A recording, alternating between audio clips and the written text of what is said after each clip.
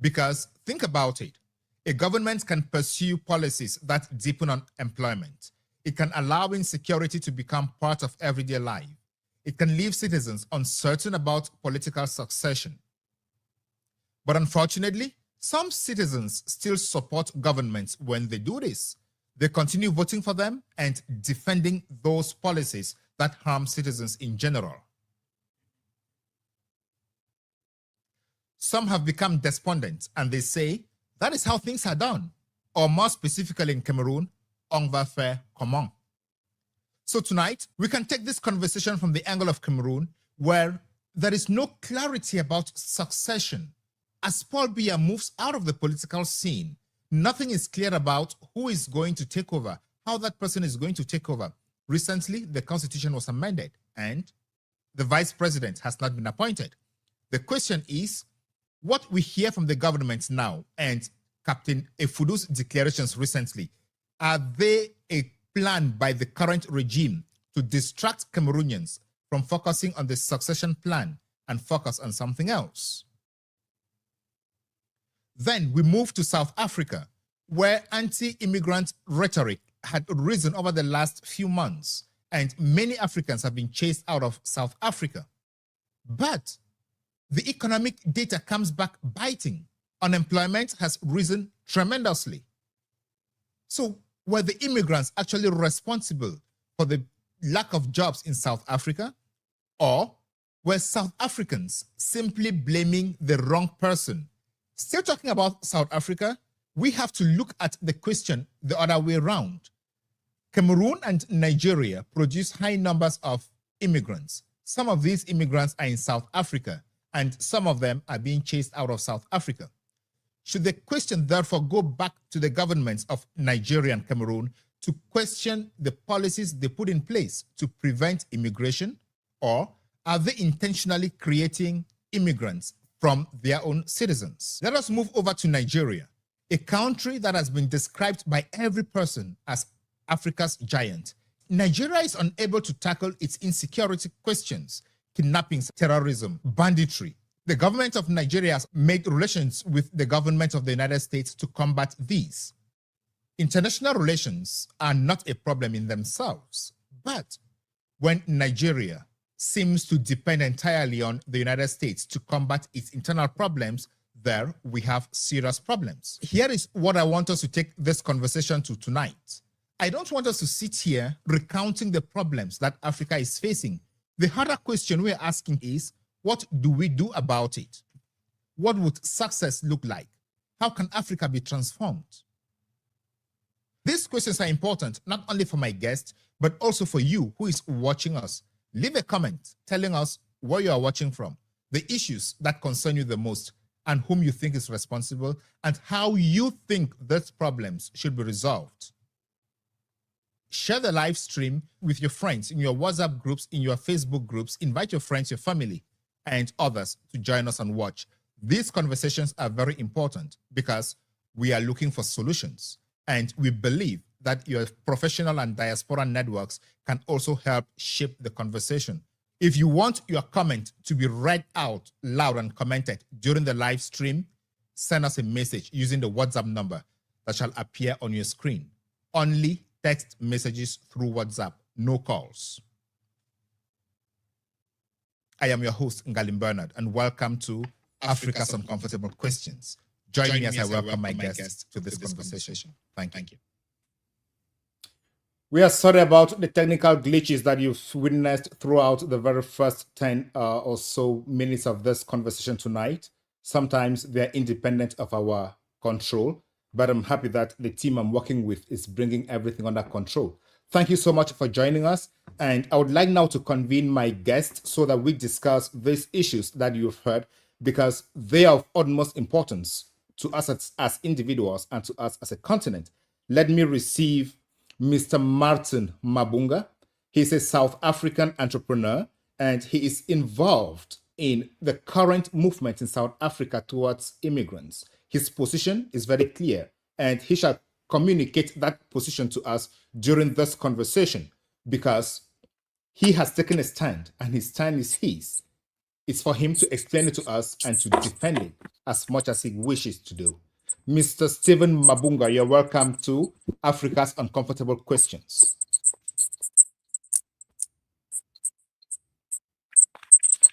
Can you hear me, Stephen?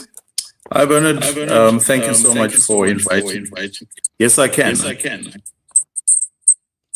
All right. Thank you so much for joining us. You are a South African and you've been following up what is happening in South Africa in relation to the other Africans in South Africa. And this is a Pan-African program. So we'd like to talk about it. We'd like to hear from you what you think. And first of all, tell us what you think about what has been happening on the continent or in South Africa in relation to immigrants in South Africa. Yeah, Bernard, I think there's so many different mixed feelings about what's going on and what has happened, really. I think to first start off, I would like to apologize. Reservedly, I would like to give our apologies, starting with you as the host. And your beautiful country. And also to our brother Eric. Is he on? He's not yet on, but he will be on very soon. All right. To him, bonjour. And also to our brother Nelson from Nigeria. Harfa. Well, to the both brothers that are also giving the input, I really want to give our sincere and deepest apology. I'm not going to go into the explanation, the reason, the motive behind it, and so on. But really, to just say the inhumane is not a South African way. It is not the way that we work. There's a minority that obviously have taken those matters into their own hands. But it's is true. Well, in this case here, it would be to the whole of Africa, to your fathers and your mothers, your grandchildren, your sons and your daughters. The rest of South Africa, want to just say we are sorry for the unbelievable behavior that some of the South Africans have showed and come across with. In terms of my feeling, however, I do feel that it always stems from somewhere, be it investors, be it the financials, the financial economy. There obviously has to be a buyer and a seller, I think, in politics, and we see that coming up all the time. However, my concern a lot is stemming specifically from textile. I'm an industrialist. I'm actually in the factory. I had to find a small corner in one of the workshops because of the network. But we manufacture, and the manufacturing element has so many different inputs into what we will just find as a garment on a rail.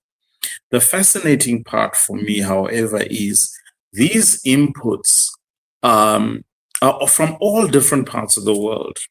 But most of it, when you really look at it, you'd find that these inputs can actually come from Africa itself.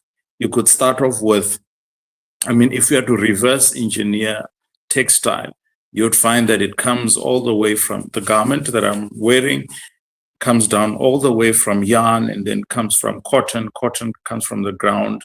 The ground is Africa. So when you look at the separation and the splits and the disunity and the disconnect, it's really sad to see that a lot of the inputs are all coming from everywhere else but from Africa. So what I think we as, especially us in textile, what we want to see is a unified Africa. We are South Africa, but we always say in South Africa, we always say we are African. And we want to see a unified Africa of where we are basically relying on each other. And it's not a new way of thinking, Bernard. When you look at how the African community, the hospitality, the way that we interact with each other, even as neighbors, just across the fence in our own homestead.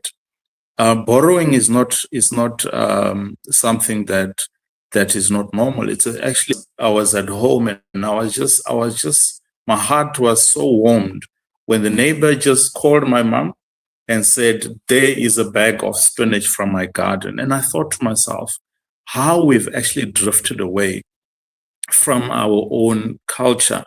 And what we call here, we say Ubuntu. And we've moved away from that type of lifestyle. We've moved away from where we rely on each other as family and as units, that obviously in the larger scale create the economy and create what we call now Africa. So I think what we've seen here in South Africa is that we've drifted away. Some minority have drifted away from that whole construct of the Ubuntu culture, the African culture, the way of interacting and relying, and at the same time going back and giving back to our very own culture, our very own. Thank you so much, Stephen. Economy and at large the continent of Africa, Bernard. Yeah, thank you so much, Stephen. And I don't know if I am in the position to say we accept your apology, because I am not Africa. I am just the host of Africa's Uncomfortable Questions. But I want to appreciate you for taking the initiative to use this platform to reach out to other Africans and tell them that what was happening in South Africa was not the fruit of all South Africans. You seem to be making a difference between those who were doing it and the rest of the continent, and why you may not be part of that movement, which makes sense because everybody will not necessarily be part of any movement, of all movements at any given time. And I also want to note that you make it clear that you're an entrepreneur, and you are connecting in from your workshop, from your factory, which makes it difficult for you to have us squarely as we would normally have had. Thank you so much. Ladies and gentlemen, thank you for joining us. Please keep sharing the link. We're having serious internet connections and technical difficulties, so the connection seems to be on and off, and we are working to get all the guests in the studio. So it's jumping on and off, and we are definitely going to have the rest of the guests, Dr. Aluya and Eric Archer, are already waiting, but the network still continues disturbing them. We are definitely going to resolve that. But before we get into that, the African continent is a continent made up of Africans, and we have that responsibility to build our continent. Governments are there to represent Africans, and whatever the governments are doing should fall within the limits of what governments should do. This should be governed by the constitutions, should be governed by the laws in place. And as Africans, we have that responsibility and obligation to partake in the governance of our countries. We have to shape the countries by contributing to the laws that govern us.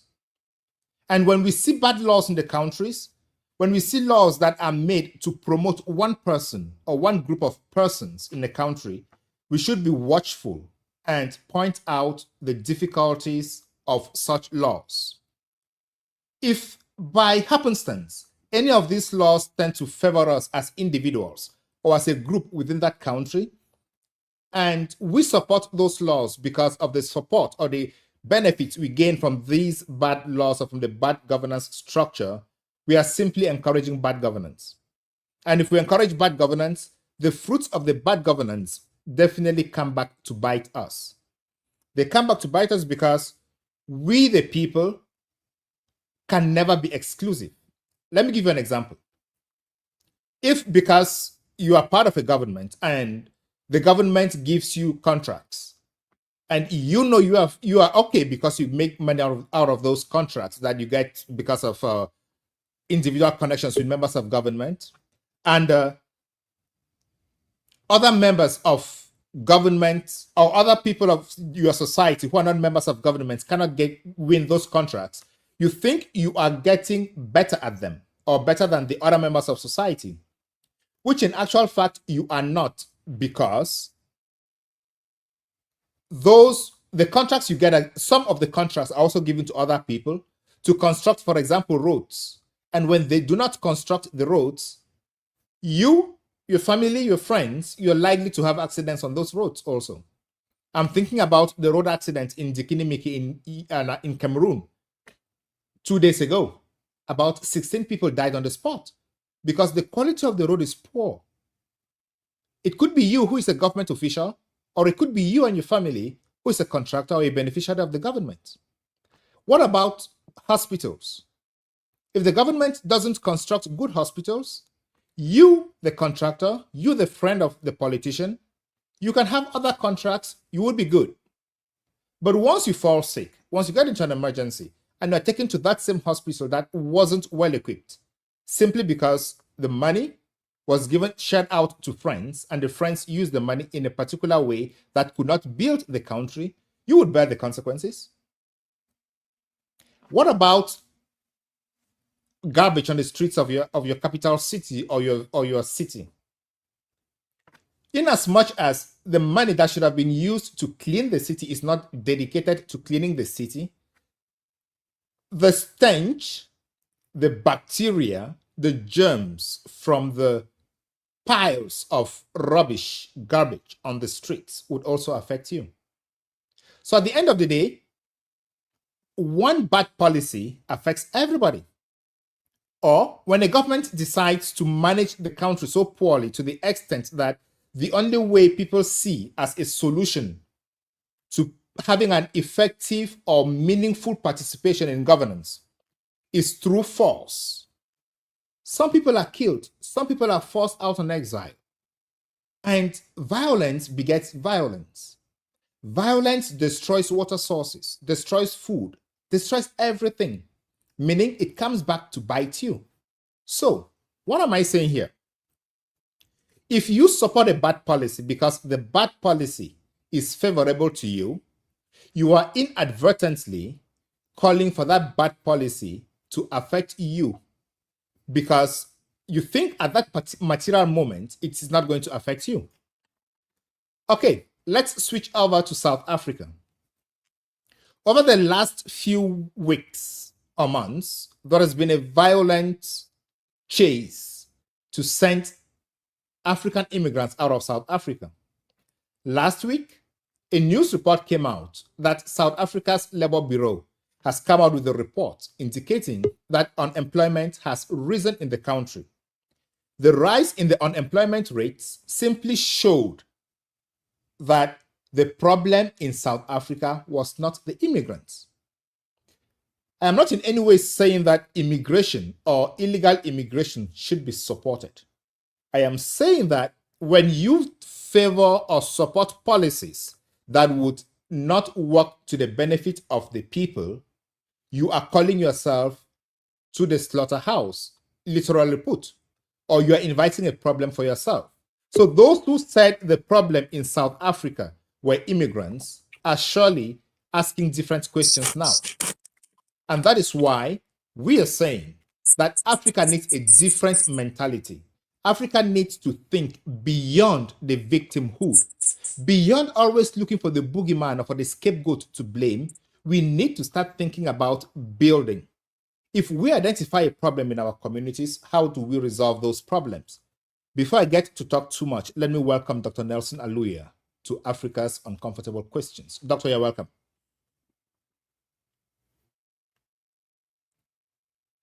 Dr. Aluya, you're welcome. Can you hear me? I cannot hear you, Dr. Aluya. I see your lips move, but I cannot hear you. Oh, can you hear me now? Hear me now? Correct. Yeah.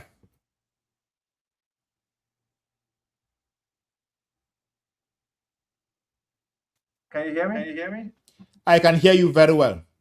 All right. Yeah, it's a pleasure. Sorry, I turned in late. I had to fix a few things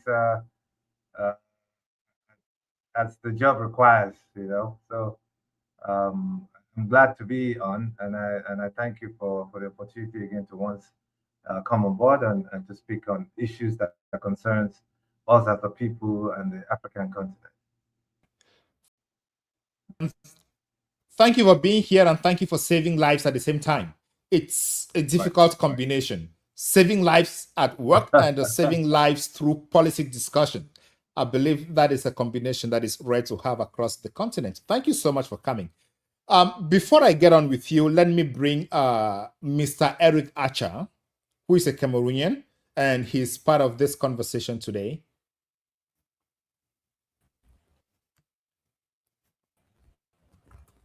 Eric, you are welcome to Africa's Uncomfortable Questions. Can you hear us, Eric? Eric, can you hear us? All right. While Eric works on his audio system, let's bring Dr. Nelson back. I don't think I hear you. Yeah. All right, Dr. Nelson. Yeah, we have Mr. I can hear you. Yeah, we have Mr. Stephen Mabunga from South Africa, and he used his opportunity on this platform to apologize to the rest of Africa on what has been happening to Africans on the continent. What do you say? Well, I appreciate what he has done. I think it's long overdue. Long overdue by every meaningful, well-thoughtful South African who understand the value of and integrity of what it is to be Black and to be African. Yes, I accept his apology, and I think the whole of Africa should accept his apology as well. Because a lot of the time, people tend to forget that once one of your brother wrongs somebody else, it's a smear that follows everybody, and that smear has followed a lot of South Africans wherever they go. They are brothers. This is what they call chastisement. It's okay, we chastise them when they go wrong, but then we chastise them in love, not in anger or malice. It's out of love that we chastise them to bring them back to the fold, make them understand that they're Africans. And even if we sympathize with the issues that they're going through and the problems that they're facing, it's not enough to forget those who stood by you when you needed help. Because again, if you think you're up there, like they always say, be careful. The people who you think, you know, you left behind on your way up, you meet them when you get there.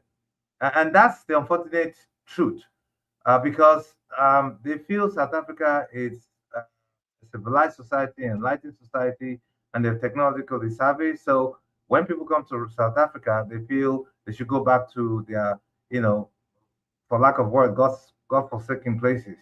But they forget that, you know, within the South African context themselves, they're still downtrodden, you know. So as it may be, yes, we all got angry at the attitude that a few of them has carried out, and unfortunately, which the government of the present president himself had not done well, and him and his cabinet. I'm sorry, we're going to say that they were complicit in the whole thing. And when you stay silent in the face of evil, in the face of evil, you are actually perpetrating, accentuating that evil itself.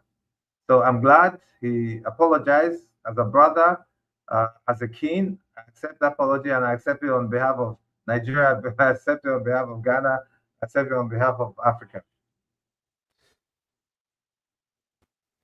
Thank you very much for accepting that apology. I was hesitant to accept the apology or to reject it because I am no place to represent Africa. But what he did is significant because it is difficult to find people who recognize their mistakes and face it up. And that is a problem we have most across Africa. We do not identify our mistakes. We keep on looking for the boogeyman. And I believe that with such people on board, we are able to move the continent forward. We are able to identify our shortcomings and look for solutions to those problems. Martin, is Eric in? Seems Eric's network keeps on jumping on and off.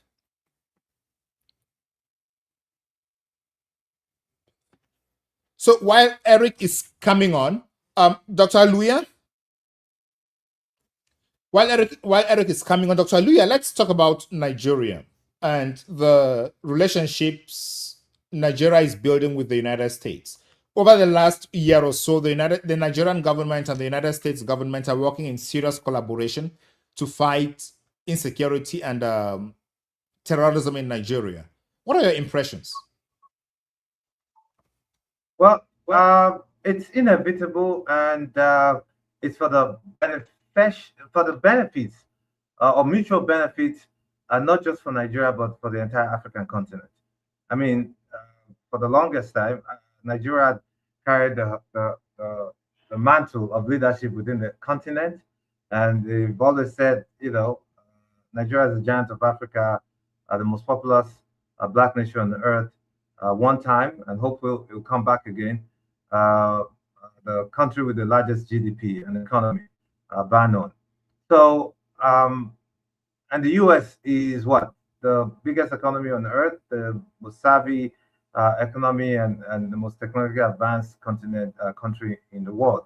So it's of a wise taking that both find ways to synergize and pool their resources together to advance not just Nigeria, but for the advancement of Africa as well. Because at the end of it all, Nigeria still represents Africa on the technical basis.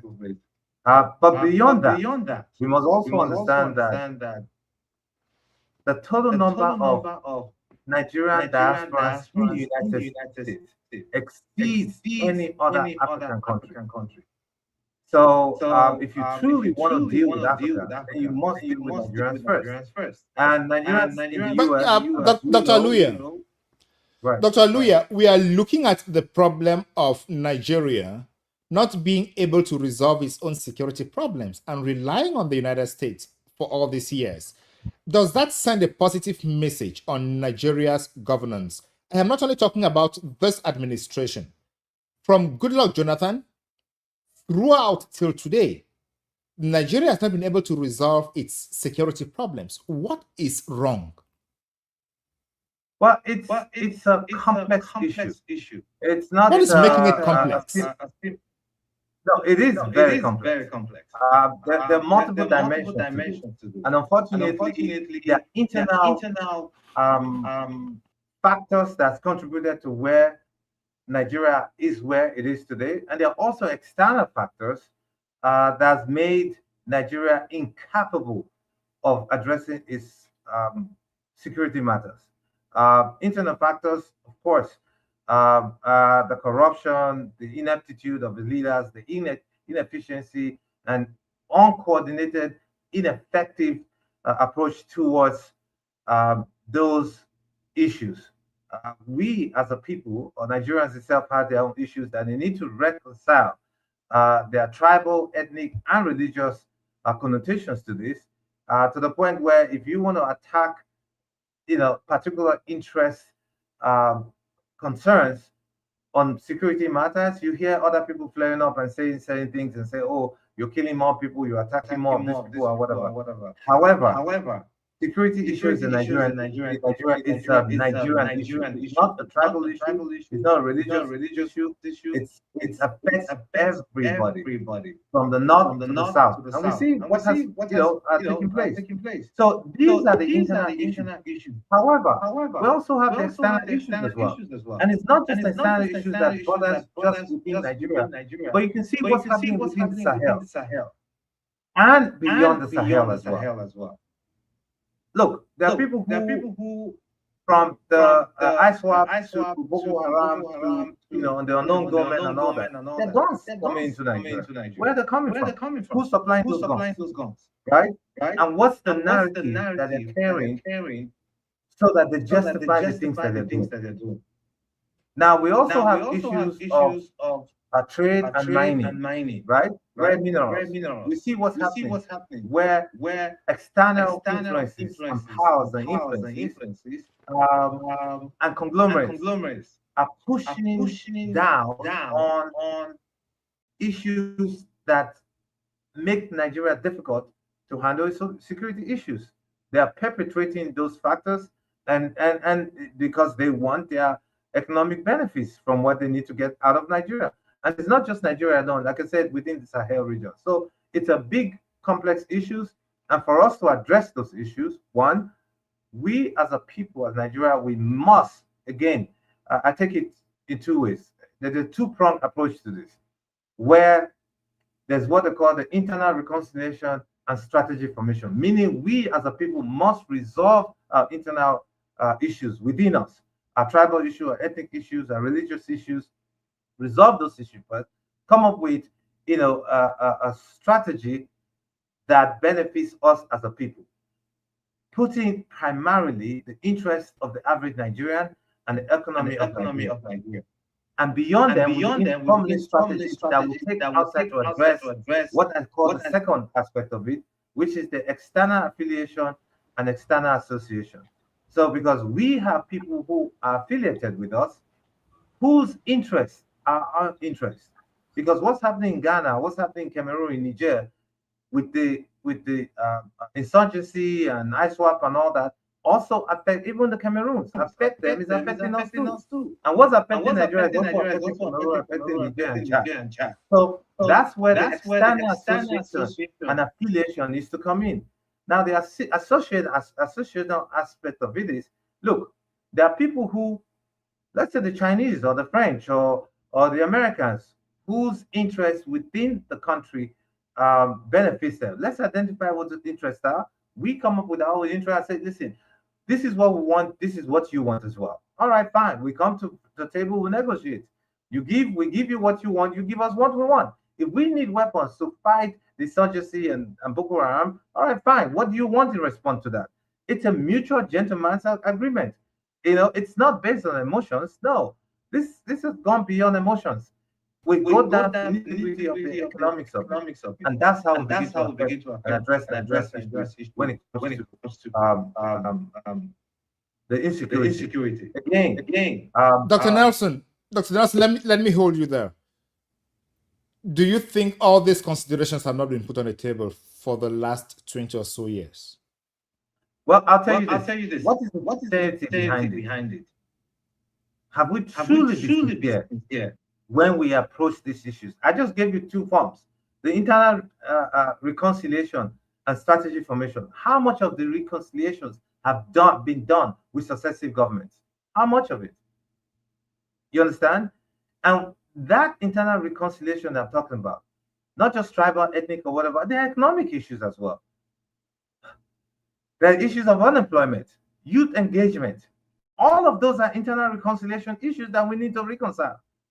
We see abject corruption within the country, where people who are in leadership steal money, reckless abandon.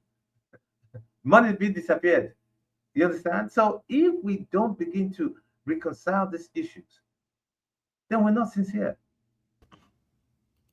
And then truly come up with strategies that will address those issues so that we can now begin to affect and and put into direct response to external issues and influences that are denigrating the things that are put in office.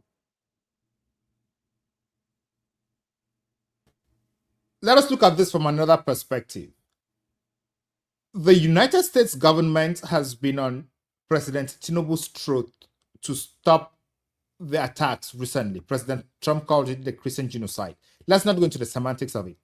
But since that approach by President Trump, we've seen the president and government of Nigeria increase their communication and public relations around what they are doing to stop this insecurity. Is it that Nigeria wants some external pressure before they would do the right thing on their to their citizens? Well, sometimes, yes, you do need that external pressure for people to wake up. But nevertheless, look, we will not obviate from the fact that the Western world know exactly what's happening in the country. They all know where the weapons are coming from. We know who's pushing some of the narratives beyond, what's going on, and who are the people benefiting from it. And for those, the money that they make. Look, if you look at the average insurgent or ISWAP individual or Boko Haram, do those guys look like people who have $1,000 on them? When they get that money, where's the money going to? What banks are they being transferred through? Who's holding the money? And if you want to address issue, follow the money. And that's why, unfortunately, a late president once a military ruler said, look, if insurgency continues within the country more than 24 hours, it therefore means the government is involved. What it means is that there are elements and people within the government all through years that are involved in this whole process. And we know we've had issues where fingers have been pointed at those people. What's been done with them? Have they been brought to justice? Have they been interrogated in the first place? None of those. So let's not, bury our heads in the sand and pretend these things are not true. Yes, they are. And in the process, who is being affected? The average Nigerian is dying. They are dying.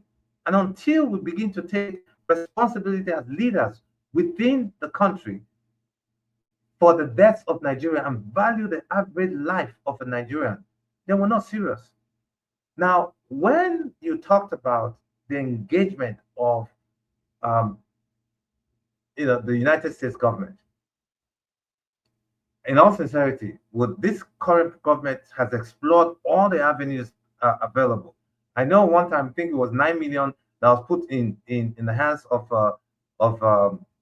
a media outlet to I don't want to say that the iron out, to launder, to make good the image of the government. It doesn't work like that. It really doesn't. I just told you earlier on that Nigeria has the highest number of diasporans from African extra in the United States. How much of those people have been engaged? How many of them?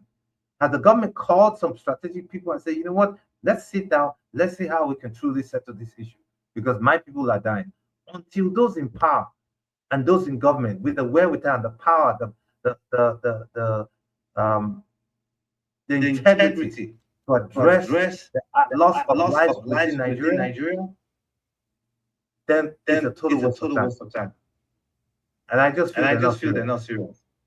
Let us look at it from this other perspective. You've mentioned the $9 million that the Tinubu government paid a lobby firm in the United States to clean up its public relations or its public image in the United States. And this takes me to the question put up before I continue. Eric, you are welcome to the Beyond Africa podcast, and especially on this program, Africa's Uncomfortable Questions.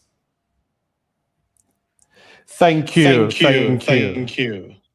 And my sincere apologies for the technical glitches I've been having ever since the program started. I've had to switch devices to make this happen. So accept my sincere apologies, and also to your viewers.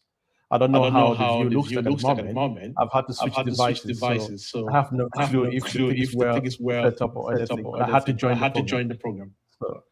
Thank you. I think at this point, the viewers and I are more interested in having you talk, but we do see you very well and hear you loud and clear, unless the viewers have another view. But I see you very well, and I hear you loud and clear. Thank you so much for doing everything possible to join. You've been trying to join for over the last 30 minutes or so, and it's been difficult, but the dedication is what we admire. Thank you so much. So, that's right. The pleasure. Yeah, before Dr. Nelson left, we already had Mr. Stephen Mabunga, a South African entrepreneur who was here. Network difficulties also have kept him away. But the first thing he did on the program was to apologize to Africans on behalf of South Africa. What do you think about that? Right. I think that's quite honorable from him, knowing what has been going on in South Africa, which is unfortunate. It's a terrible situation, a terrible era, I would say, given where South Africa is coming from. The South Africa which we all know.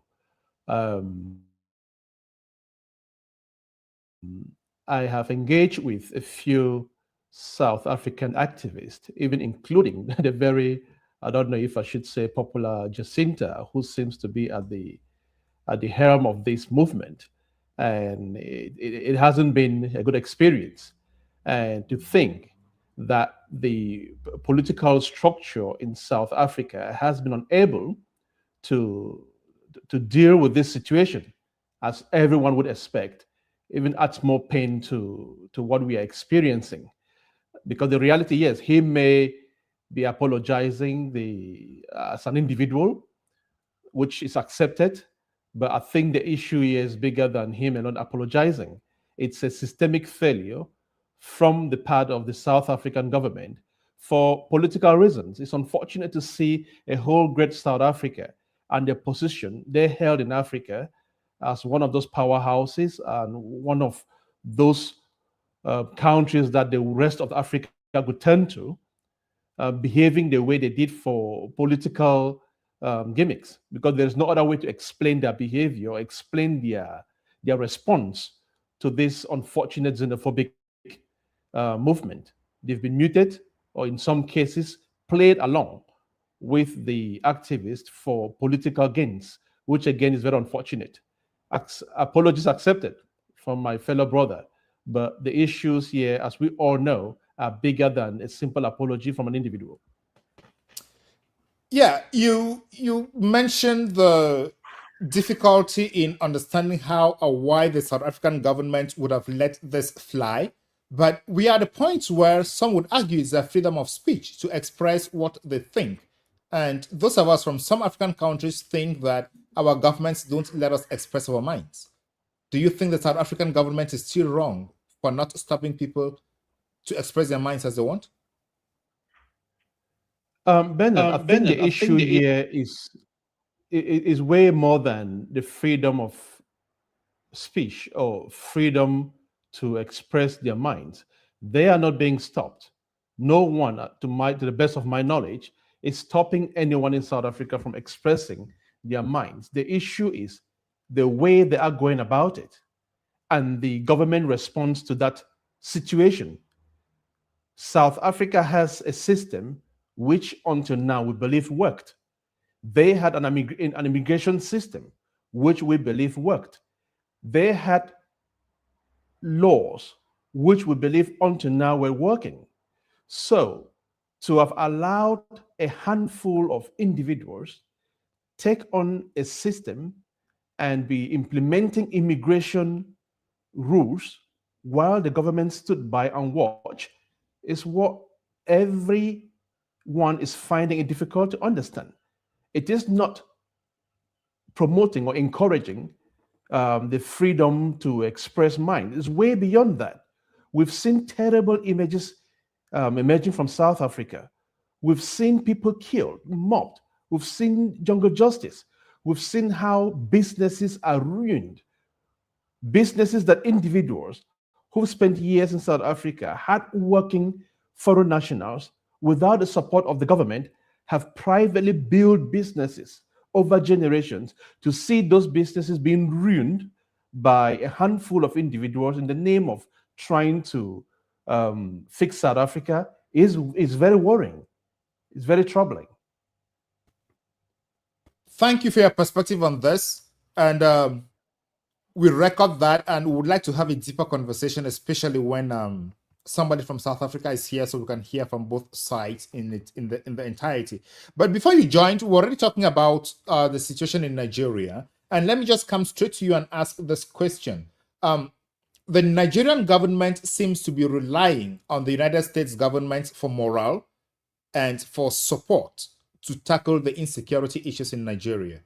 You have a bird's eye view of what is happening across the continent, and I think you have a particular attachment for what is happening to Nigeria. So what is your impression about the Nigerian government's decision to follow the lead of the United States government instead of taking the lead on security on domestic issues? Again, that's another very embarrassing situation which we are all watching unfolding there in South Africa. In Nigeria, because to think we all know, or everyone, I would say, knows the security challenges in South Africa. In Nigeria, South Africa is on my mind. That's why I keep referring to South Africa. We all know the challenges in Nigeria. The insecurities didn't start today.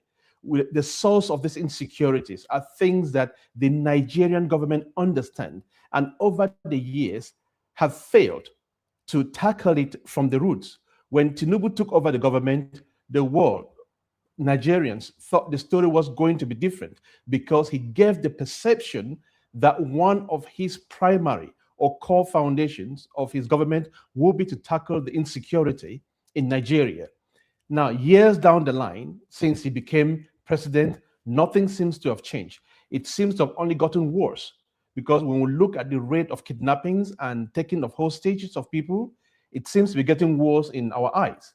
And then to turn around and see him playing games or playing what they're playing there with America, that one really doesn't understand the extent or in the context in which they are trying to rely on America to fight insecurity in their own country, which they understand better, baffles everybody. And to begin with, if we take a few steps back to see how all this started, when Trump announced that, or when he threatened that he was going to bomb Nigeria because Christians were being killed, people thought it was some kind of measure being used to pressure the Tinubu government into playing ball, into dancing into the tune that Donald Trump wanted. That came and passed by. No one knows exactly what happened in the background in terms of negotiating and getting rid of that threat, whether real or if it wasn't real. Now, a few months down the line, where everyone thought Nigeria should be on track in addressing these issues, using its own security officers to attack or to tackle the insecurities from where they know it's emanating from, they choose to rather say, oh, we are relying on America to fight insecurity in Nigeria. Are you then saying that, oh, Trump was right when he threatened to bomb Nigeria because the Nigerian government wasn't doing enough to fight the insecurity, or because the Nigerian government wasn't protecting Christians in Nigeria? Because that's a narrative that Trump threw out there. And if a few months down the line, Nigeria is dancing to the tune of saying they want to rely on America to fight insecurity, that's like saying, oh, Trump was right to say they knew better than the Nigerian government what the problem was, and were willing to bomb Nigeria to solve that insecurity. That's technically what the Tinubu government is telling the world. Dr. Nelson Aluya was saying that one of Nigeria's problems is Nigeria is ignoring its diaspora, who might have the knowledge, the experience, and the resources to support the government in fighting against this insecurity. Do you think that could be one of the problems? I wouldn't point the finger to that, in all honesty, because I do not know. I can't sit here and pretend to know the extent to which the Nigerian diaspora can do in dealing with the insecurity in Nigeria. What I know is that the Nigerian government is not doing enough. They are not putting their resources where they should in tackling that problem, because it's a problem that the Nigerian government, if determined, can tackle without foreign assistance. We've seen that happen in other African countries. We have Burkina Faso there. We have Mali there with insecurity challenges, but they are dealing with it. They are dealing with it to the best of their ability. Even if they're getting some support from other third parties, they are at the forefront, showing the world that we are capable of tackling this insecurity because they are addressing it at the roots. Unlike Nigeria, that is avoiding to tackle this insecurity issue from its roots. So I really do not want to buy into the narrative that the Nigerian diaspora has been ignored in the fight against the insecurity or the role they can play in tackling the insecurity in Nigeria. I wouldn't want to point my finger or put my bet on that. That seems to be the issue. All right, thank you. Let's get Dr. Nelson on. And he was mentioning the 9 million that the lobby firms, that the Nigerian government paid to the lobby firms in the United States to combat the PR narrative. And recently, a government minister or a former government minister, I'm not too sure, was speaking in Georgia, USA, and said the Nigerian diaspora is demarketing the country. Is that not why the government is not interested in working with the diaspora, Dr. Nelson? Well, you know what? Every diaspora outfit or every country's diasporas have a peculiar things that they do contribute and bring to to each country. We've seen it all around. I mean, the diasporas way back in the late 1940s onto the 50s and 60s helped build the China you see today. The diasporas helped build Indonesia. The diasporas helped build India that we see today. But one of the biggest problems that we have within the African continent is that the governments of Africa, in their self-serving, individualistic attitude and an elitist pro-colonial mentality mindset, are afraid of their diasporas. You know why? Because you just feel, just like they feel, the colonial masters felt with the people who they colonize, that they have the ultimate power, the ultimate say, you know, whatever they say goes. The same thing our leaders still feel. The same mindset they inherited. That those in the diaspora cannot criticize the country, because when you say something is wrong, then it means you're against the country or you're against the present government. Everything is seen in the periscope of politics and self-serving proportion of themselves in power. And we know what they're doing with that power. Corrupt practices. I mean, look at the country that we live in. Here in the United States, something goes on, people are persecuted, they're held accountable, they're investigated, even 10 to 20 years. But what's happening in Nigeria and the rest of African countries is that you see overt evidence that somebody is corrupt, but they just sweep it under the rug and nothing is done. And everybody's, you know, just move on to the next thing that happens and nobody's held accountable. So our leaders back in the continent do not want to be held accountable for anything. And that's the biggest issue. They're afraid of the diasporas because most diasporas come with knowledge and skills and of course, sometimes they are not as politically savvy or politically correct when they use their terms and terminologies. Then people get angry. And yes, sometimes they're angry when they see things are happening back home, because these are their kings, these are their brothers and sisters that they send money to on a daily basis, and they see what's going on. In Nigeria, one of the biggest issues. Look, like they said, the remittance back home in Nigeria is huge. The government, the diaspora is sustaining the economy of Nigeria in a huge aspect, but none of them can vote. They can't vote. So these are the things that result in anger and discord. that people face and ask questions. And when you ask questions, they think you're against the government. It doesn't necessarily, and we must come out of that mindset. Look, things happen in the West. UK the other day lost their prime minister, and somebody else came up because people ask questions. The United States people ask the president questions. They ask the governor questions. And it's left for to come up and give rational, decent explanation of what's happening, so that you make the people understand why things are happening, and you can carry them along. Period. And that's what happens. And that's what every decent, progressive society ought to behave. And we must begin to think like that as well.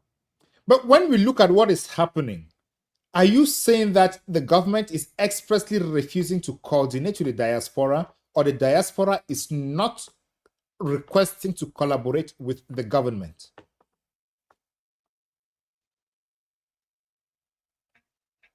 Well, it's a two-pronged thing, and I'll tell you, because people talk about that diaspora. The diaspora needs to be coordinated itself.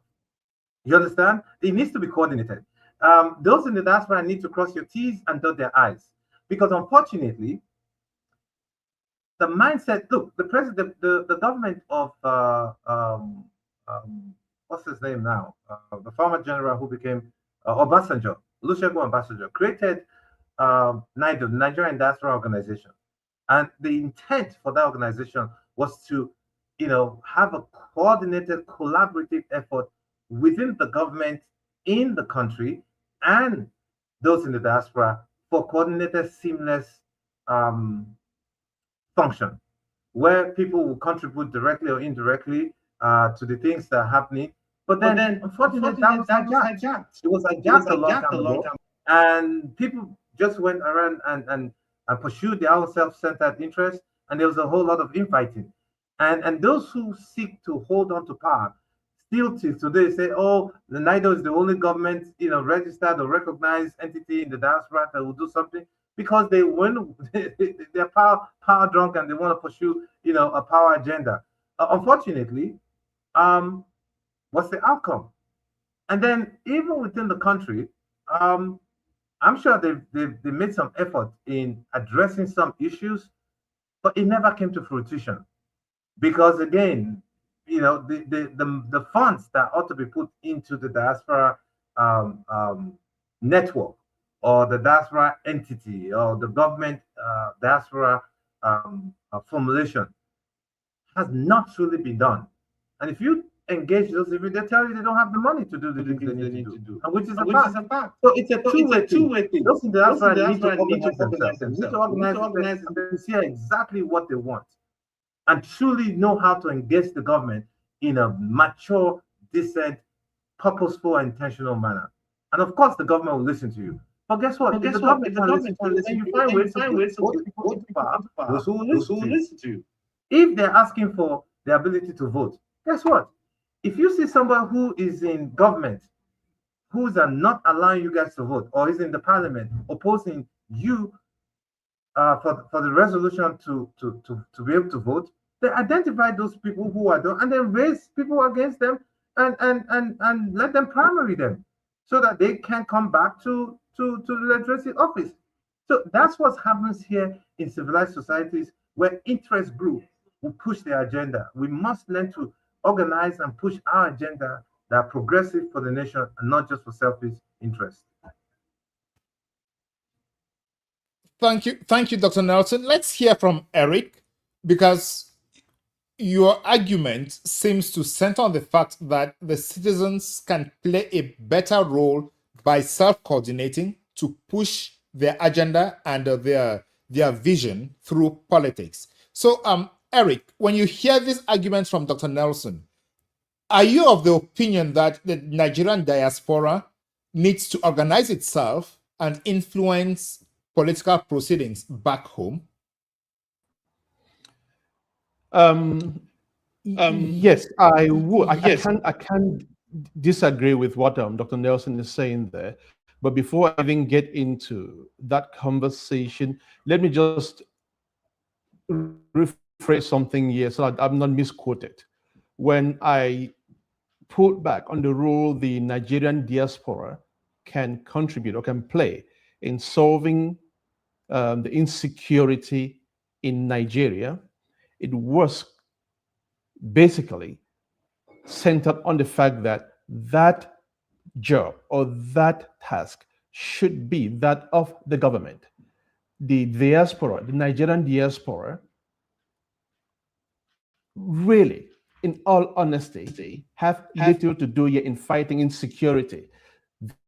That said, we must try to separate the diaspora across Africa, Nigeria inclusive. The diaspora has a huge role to play. They have a lot to do in their respective countries, Nigeria being inclusive. My issue was about the role they can play in solving that insecurity in Nigeria, which I am still pinpointing and placing it in between the legs of the Nigerian government. They have what it takes to deal with that insecurity if they want to. Now, on the question or on the issue of the diaspora, Dr. Nelson is very correct there when he cited or he mentioned something which seems to be affecting countries across Africa, my own country, Cameroon inclusive, where the government seems to be very uncomfortable with their diaspora for reasons which we best know. In some cases, they are scared that should they open up the country to the diaspora, the knowledge, the skills, and the networking which they have, their governments may be in trouble. They may be in problems. That's the fear which some of these governments have got, which really is unfortunate, because if you look around the world, diasporans have been major engines of change, positive change in many countries. He cited countries like India. I will even go further to mention the very South Africa, which we were talking about earlier. The diaspora played a major role in bringing about the positive economic and political changes in those countries. Why not Nigeria? Nigeria should the diaspora, which today I have many friends who are Nigerians, many experts, many politicians who are Nigerians, what they the issues they seem to be facing in the diaspora is organizational. Should they congregate their forces, their energy, and organize themselves in the way that is needed, I believe the political issues which they want to be a major player in, or which they want to play a key role in, will be done. At the moment, that organization is not being seen. We don't see that organization. In the past elections where Peter Obi created a movement which everyone thought that time had come for Nigeria to turn that page, the diaspora was playing a major role. But did they do enough to get Peter Obi into office? It's a question which I will leave to Nigerians, because personally, I want to believe enough wasn't done. Now, fast forward to today. Are they doing enough? Is enough homework being done by the Nigeria diaspora that is eager to see change in Nigeria? Are they doing enough? That's another question which I will leave for them to answer. But as an outsider, I will tell you, we are not seeing it. We are not seeing those blocks being built. We are not seeing those blocks being put together to create that momentum from the diaspora that the country, Nigeria, would need to move out from where they are today. And when you look at, again, something I want to bring into here, I don't know if Dr. Nelson had touched on that, but I will drag into this conversation because it is interesting. It exposes some of the difficulties we Africans are facing. Entrepreneurs who want to invest in their home countries are facing. I am talking here of the case of Dangote. I'm sure Dr. Nelson will know it better than I do, where this fuel issue or the fuel crisis in Nigeria have been major instability issues. And we have Dangote there with a refinery, which some are saying is the biggest in the world in terms of refining fuel, struggling to have the crude oil that is needed to refine the fuel that Nigerians can consume. Not only Nigerians, other neighboring countries can then rely on. Why is he facing challenges accessing crude oil when Nigeria is a major oil producer? The question is even more baffling than the reality, because what we know, I don't know if it's correct, it seems the Nigerian government prefers to sell its crude oil to multinationals, to the international players, and then expects Dangote to go out there and buy that crude oil from the multinationals and then come back into Nigeria to refine it. How do you explain that? How does it solve the problem of fuel in Nigeria? Dangote says, if I have access to the crude oil on the same playing field like the other multinationals, I can bring down the fuel prices, which will solve a huge problem in Nigeria. But the government prefers to play the other way for their interest, satisfy the multinationals for reasons which we all know, and then forces Dangote to buy the crude oil from those multinationals to refine. And then the Nigerians, the average Nigerian, is blaming maybe Dangote for not bringing down the prices, saying, how can you have a refinery and selling fuel at international prices level? How is that possible? But there is no one to explain to them what the reality is or the challenges Dangote is facing. This was just something I wanted to put into this conversation that maybe Dr. Nelson may have a lot to. Yeah, that was something I didn't plan for us to talk about, but let Dr. Nelson chime in, because it's a very important conversation we need to have on the continent. We need to know how to make our continent better. And if we have crude oil on the continent and we cannot refine it directly on our own markets, then there is a problem that will not help Africa become better as soon as possible. So, Dr. Nelson, do you have any more information on this? It's often said that the day Nigeria wakes up or gets it, the rest of Africa would move forward. But I always say it's not just the rest of Africa, but the entire Black race. As the most populous Black country on earth, and some of the most dynamic people you ever hear or see anywhere in the world. I mean, here in the United States, we hear all those reports that the most educated minorities in the United States and all the other great accolades that you see. We, as Nigerians, have excelled, and we've excelled individually. The biggest problem now is a collective ascension into that space of what I'll call the African pride and African glory. I'm sure it's coming. I've alluded to that a number of times.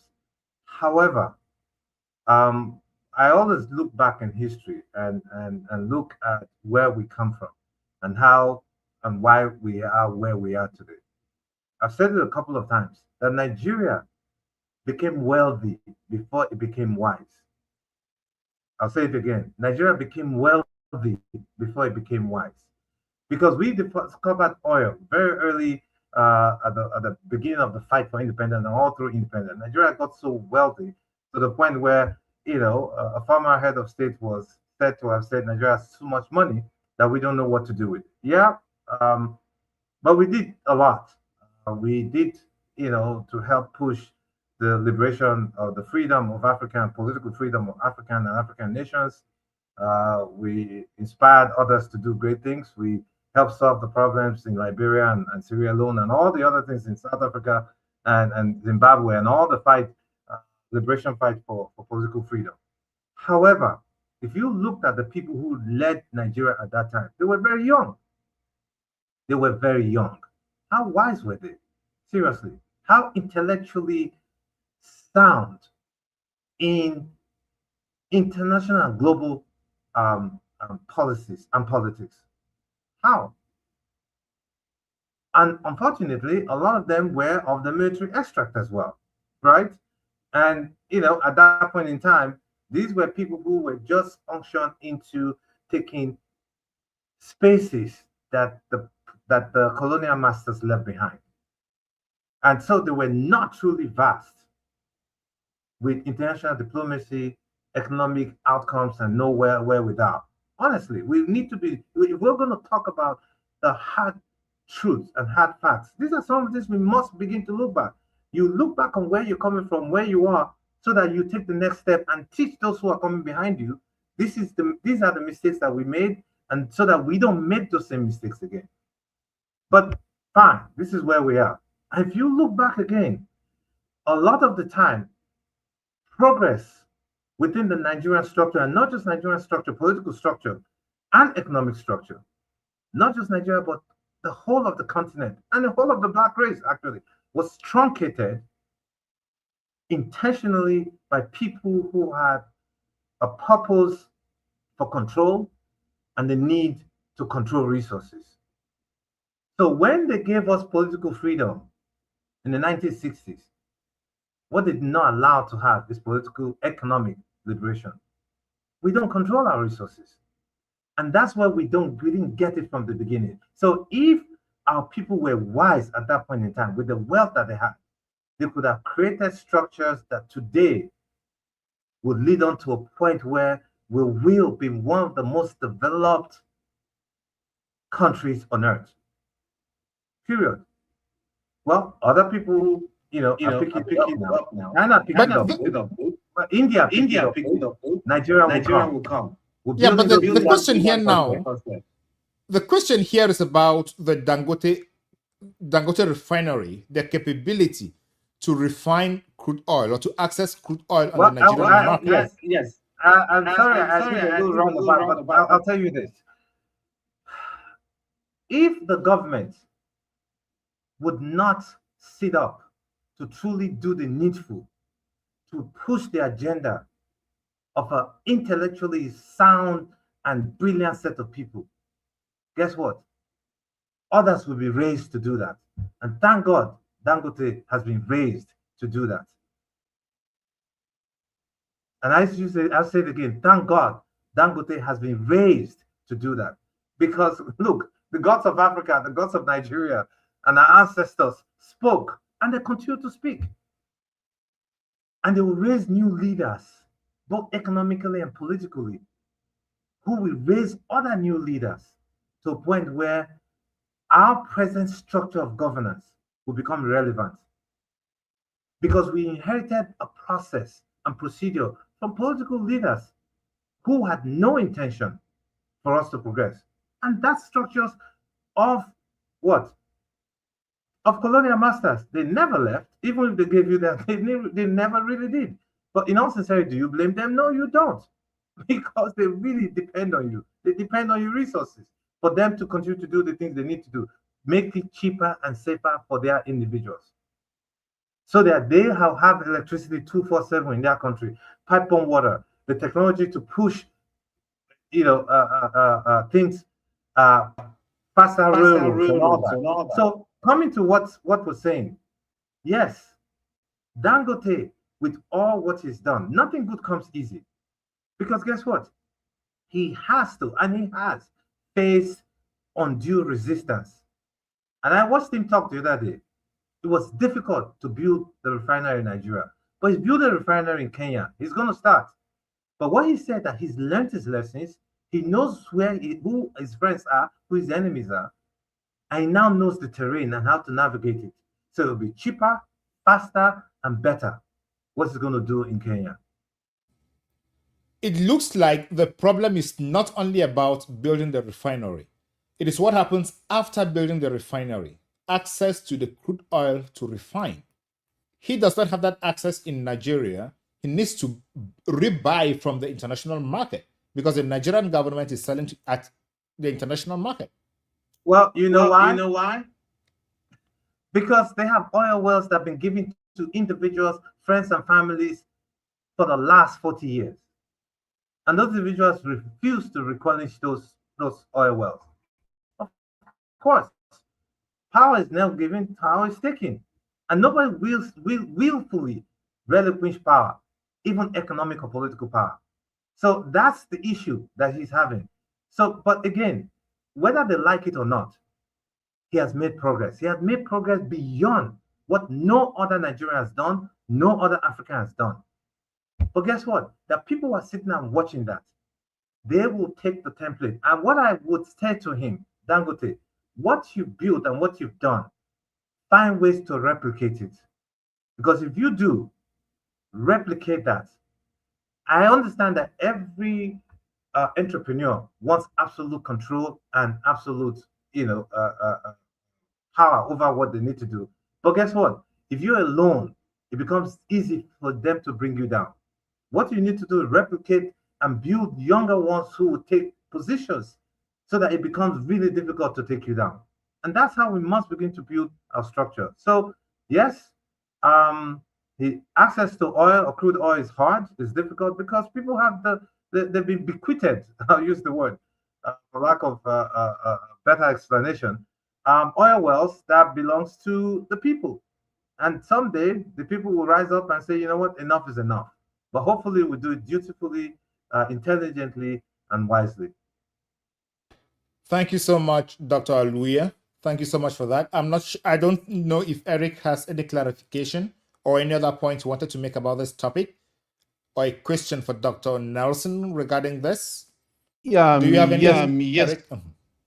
Yes, indeed. Yes, indeed. Bernard. I think I understand and appreciate the historical background that Dr. Aluya is trying to put there. Maybe that leads to the challenges that the Dangote is facing today.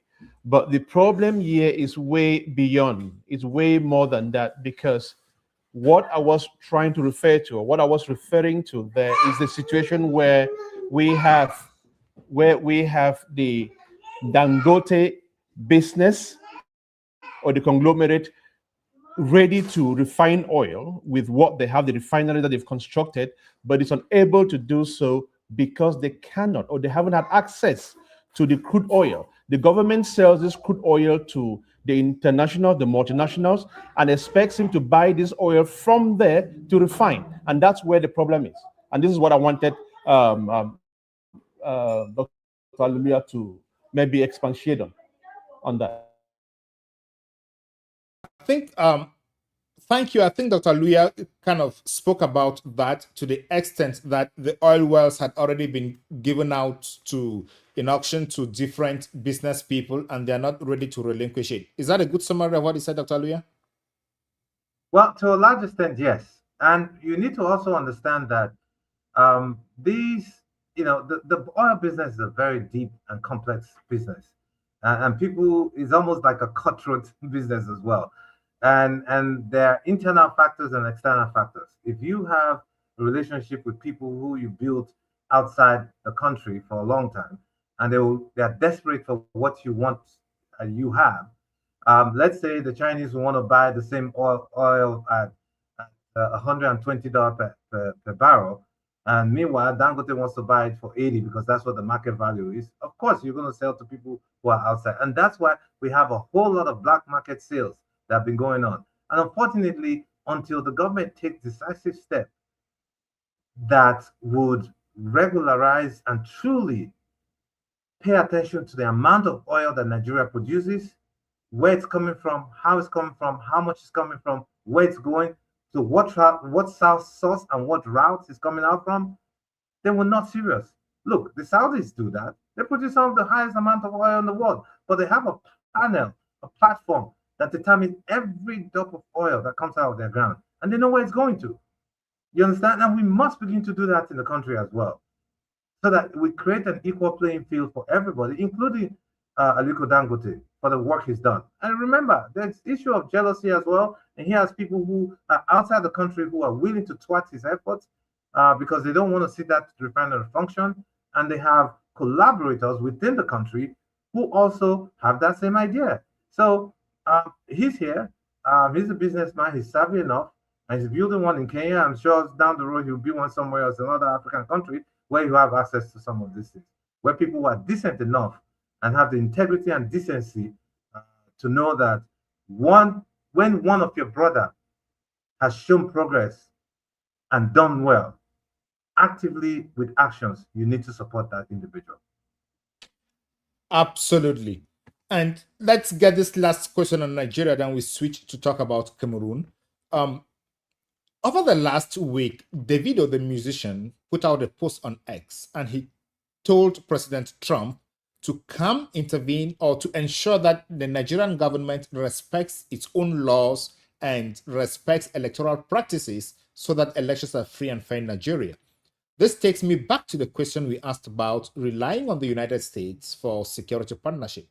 Has Africa become so inept that the leadership questions are being outsourced to a different country to ensure that we respect our own laws and bring in the right leaders through elections? Dr. Aluya, what do you have to say about that? I'll begin by saying this. It's a shame that you see across African continent that countries and individuals who want to become president or who run for the highest office in each country go abroad to kiss rings, right? They go abroad to kiss rings, and they get the blessing for those who are their colonial masters to allow them to run and then become president. Of course, who do you think they become subservient to? Those same people whose rings they've kissed. Look, it's not an issue of just Nigeria alone. It's a human factor and things happen. But however, you will not see a Chinese man going to kiss somebody's ring in Europe, or somebody in India now going on to kiss rings in somewhere, or you see any European leader go on to kiss rings somewhere else. And that comes from the fact self-value, self-respect, and dignity. We must begin to develop that as an individual, as a people, for God's sakes. I know that, look, we must begin to move beyond our anger and our internal self-serving agenda. Until we begin to do that, we'll begin to have leaders who even the people do not trust. Because if a people begin to say, call on foreigners to come and keep an eye on your electoral process in your country, a country as big as Nigeria, one, it tells one or two things. One, those individuals, are they truly knowledgeable? Do they understand the political process of their country or where they live in? Two, do they trust the government enough to do what's right? So these are issues that are happening that make people begin to call on others to come rescue them. And it's a shame. It again still boils down Dr. Nelson, yes. Does this not say that Nigerians have lost all confidence in the Nigerian electoral system? Well, to a large extent, if you take a survey how Nigerians feel about Nigeria's electoral process, I'm sure that number will be abysmally low. From the person who heads the electoral institution itself, what's the process that individual was it appointed into that office? What's his or her pedigree? What's his or her affiliation and relationship to the government and to the people? To who do they truly hold their allegiance? Is it to the government or to the people? Are they truly independent? So I'm sure Nigerians will not answer that in a positive light. So that's where the whole thing begins. Now, the electoral process alone, it's one. Look, where it has come to a point, look, it is from the party level. Look at what's going on in party politics. You and I know that when Peter Obi was running, he was first Labour, and which, when he ran, and when he's running now, he joined the African Democratic Congress, and today he's the NDC, the Nigerian Democratic Congress. Why was the shift? Why did he leave? Because again, it's about trust of the process and trust of the system. When people don't trust that, people who are decent enough will find better ways to go to places where they can be heard and they can exercise their free will and desire to create change. And that's what's happening. So do Nigerians trust the system? I'm sure a lot of them will say no. So until we begin to take that level from the party level to money in politics and even funding in the electoral process, where's the money coming from? People run for office. I mean, there are times where people just form political parties so that they can get money and then collapse the political party to support who is giving them money behind. I mean, these are some of the things that we think we need to look at. And that's where... But Dr. Nelson, let's come back to Davido's message. You alluded to the fact that the Nigerian government paid a lobby firm in the United States $9 million to do their advocacy for them. And Davido is using the same strategy by not paying that same money to the lobby firm, but going straight to the US government through a public media to do the same thing that the government asked to be done. So both the government and the citizens are losing faith in the entity called Nigeria. Well, again, when you see people yelling and screaming and yelling and shouting for an agenda and purpose, I always say back, look at the pedigree. Look at what they've done before. What's the story behind them? And what is their interest? Davido is involved in it. I mean, he's a musician. Of course, he has some form of influence on the social media.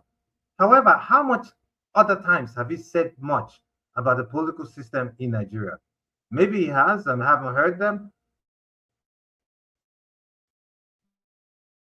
But what's his in the country? He has an interest this time around because his uncle is running. So of course he has to stand and protect his uncle's interest. So when his uncle becomes the governor now, which I heard he won, then what? Would he continue to pursue the agenda to ensure that there's good governance in the country? Look, across the globe, from Jamaica to South Africa and all that, we hear when people who value their people, whether you're a musician, you're an artist or whatever, they come up to speak. It's been done here already in the US, where people come up to speak when there's decadence, dishonesty, corrupt practices in the system. People come up and speak up because they're citizens of those countries. Just like we talked about South Africa, and we heard the resounding silence from people who ought to speak up within the South African system. From Thailand and all those other people, why Nigerians were angry recently for her because none of them has said anything. You know, even Trevor Noah. You understand? So they have a voice. So when you have a voice and you have a platform, use that platform for the purpose to promote progress and safety for your people. And that's what we ask, not just for when the interest concerns you alone. So, well, he's doing what he's doing, and that's what it is. So with regards to the media outlet that was paid in the United States, and I alluded to it earlier on. Look, if you put that 9 million, whatever amount is, and to organize the diaspora and say, you know what, all right, not everybody is good enough, not everybody is my friend, but let me see what interests there are to push our country forward, to make our people better. That 9 million will go a whole long way to truly structure the people in the diaspora to the point where the remunerations that come back home to the country will become a whole lot better and bigger. We see what's happening. The Chinese are buying buildings here. They're buying structures here. They're buying companies here. The Chinese, where do you think the money is coming from? The Japanese own the steel industry here in the country. Where do you think that money coming from? Because people who are in the government back in their country support those efforts. And we must begin to see those things. Because if you strengthen your diaspora properly, they will do a whole lot better for your people back home. But like I said, those in governance in African countries are afraid of their diasporans because they don't want to hear the truth. Yeah, you mentioned something I wanted to go back to. You mentioned Tyler, you mentioned Trevor Noah, you mentioned Davido, and their positions when things become critical, sensitive, and important. But you're disappointed that they did not speak out at critical points. Why do you think artists should opine when political issues are on the table? Because I have a platform, and people listen to them. Look, those who are in media, from movies to art, painting, and all that, over time, I mean, look at what Bob Marley did in this country, in this Jamaican country, where he brought warring power factors that was almost destroying the Jamaican economy and the Jamaican political system. He brought them together. He was almost shot for it, But, you know, Bono here, We Are the World, Michael Jackson and his people did for for Ethiopia. So they've always done that. And they've taken political stance. Even here in the 1960s with the Vietnam War, the people came up, and people who were in the media industry came up to speak. And people will listen because the masses will listen to them. And that's what we are asking, that those who are in those spaces, who has the platforms, who has the voice to also speak directly, decently, progressively to the government, and not just criticizing the government. It's okay to critique them, also to criticize them when they're doing wrong, but also approach them and provide solutions. Because in all sincerity, the government cannot do it by itself. They really can't. And there are resources that you, who is in those spaces, have that they may not have. And that's why I talked about bringing that 9 million, whatever amount of money, giving it to those structured individuals in the diaspora. Because guess what? We have contact with our congressmen, we have contact with our governors, we have contact with our senators at the local level, at the state level, mayors, and all that. And these are people who now go on to speak to processes and establishments and entities and convince them that the progress for Nigeria and the safety and security for Nigeria is for the betterment of not just for Nigeria or West Africa, but the betterment of the United States themselves or any of the European countries. We need to make them see that as well. Because if they don't understand that, they'll continue the nefarious activities that's going on. They'll continue to put the black man on the ground. I mean, look at our young boys and girls crossing the ocean every day and dying in the Red Sea. How can anybody who's in power, who say you're ruling a country and ruling your people, and still continue to see that, and you've not done anything about it? I mean, look, it's a shame. It's a shame on them and a shame on everybody. A question has been mentioned about the organization, and I think you did that. The organization of the diaspora. Does that question not come back to us? Because the politician running back government or running for elections at home wants to know how to compete, wants to win. And if that politician is coming out to rely on us and we are all divided in the diaspora, how would that politician collaborate with us? Right. So I always say, by their fruit you shall know them, right? There are those in the diaspora who you see what they do. You know they're self-serving, self-centered. When politicians come, they run around, want to take pictures and sign or stuff because you know what? They're looking for contracts. The same the United States or somewhere in abroad where they work 9 to 5 and sweat for that money in summer and in winter.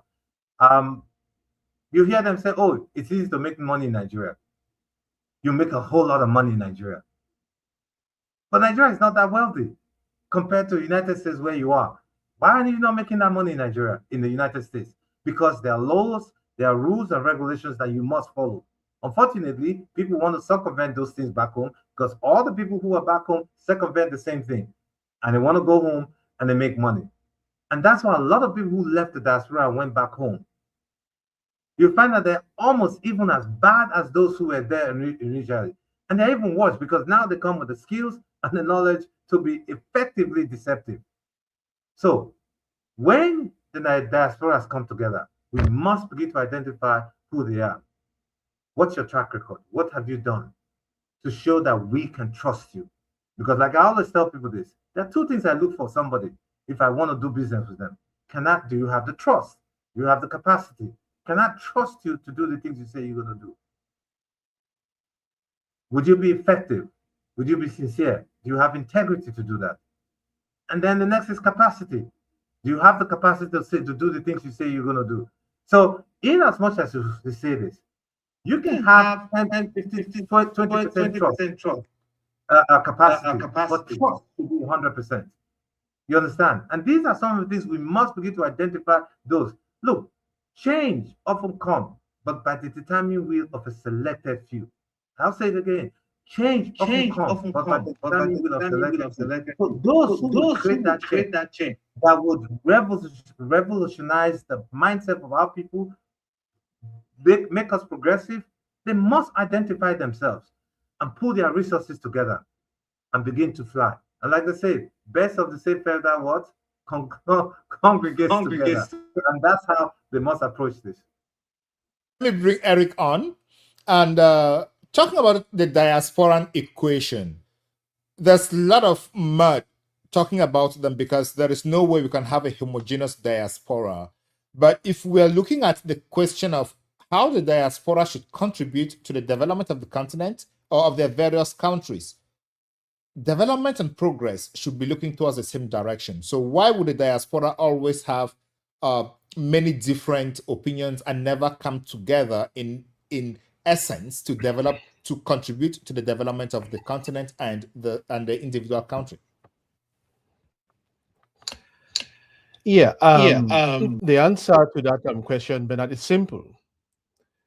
Because in as much as we keep referring to the diaspora, we shouldn't forget the fact that those different governments or the different stakeholders that are back at home that have developed some, should I say, animosity or some fear against the diaspora, also have a faction of their own diaspora, meaning part of the job, part of the work which they do constantly is to ensure the diaspora remains divided. That's happening in every country. Every country that has a diaspora, an active diaspora that wants to contribute positively to the nation building, they always ensure that diaspora remains divided. I think it's as simple as that.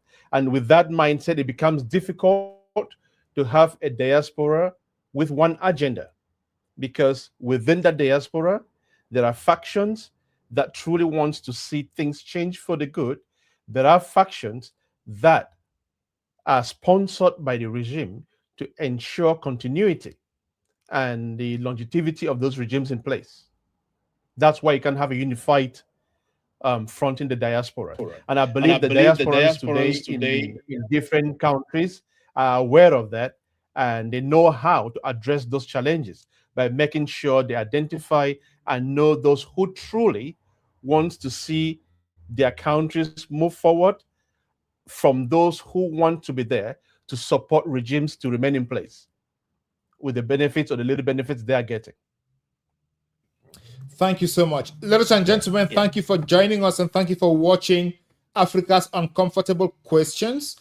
We've been talking about South Africa and Nigeria, and now we want to switch gears to talk about Cameroon. Cameroon's president is 93 years old. He's been out of the country for at least 70 days, and questions are being asked about his capability to continue governing the country. As questions are being asked about that, over the last 4 weeks, members of his government have faced different accusations. The first, Oswald Baboke, the assistant director of the civil cabinet, was accused of stealing gold and trafficking gold out of the country. Then came the accusations against Ferdinand Ngoh Ngoh. What do we see here? It is just a trend, because in the presidency, we have Ferdinand Ngoh Ngoh on one hand, and we have Oswald Baboke on the other hand. The attacks are against the two of them. Who is doing this? Is this a strategy to distract Cameroonians from paying attention to the succession question? Is the regime manufacturing these strategies to distract and maneuver their way to continue with this particular regime, even when Paul Biya bows out? The question of the vice president's appointment is still pending. He is supposed to be the constitutional successor, but of course, he's not been appointed yet. Would these distractions cause the regime to appoint someone while Cameroonians are not aware of that appointment? And what is the future of the country going to look like? Let me invite Eric to give us what he thinks about this. My question to you, Eric, is, are these people distracting Cameroonians? Thank you, Bernard.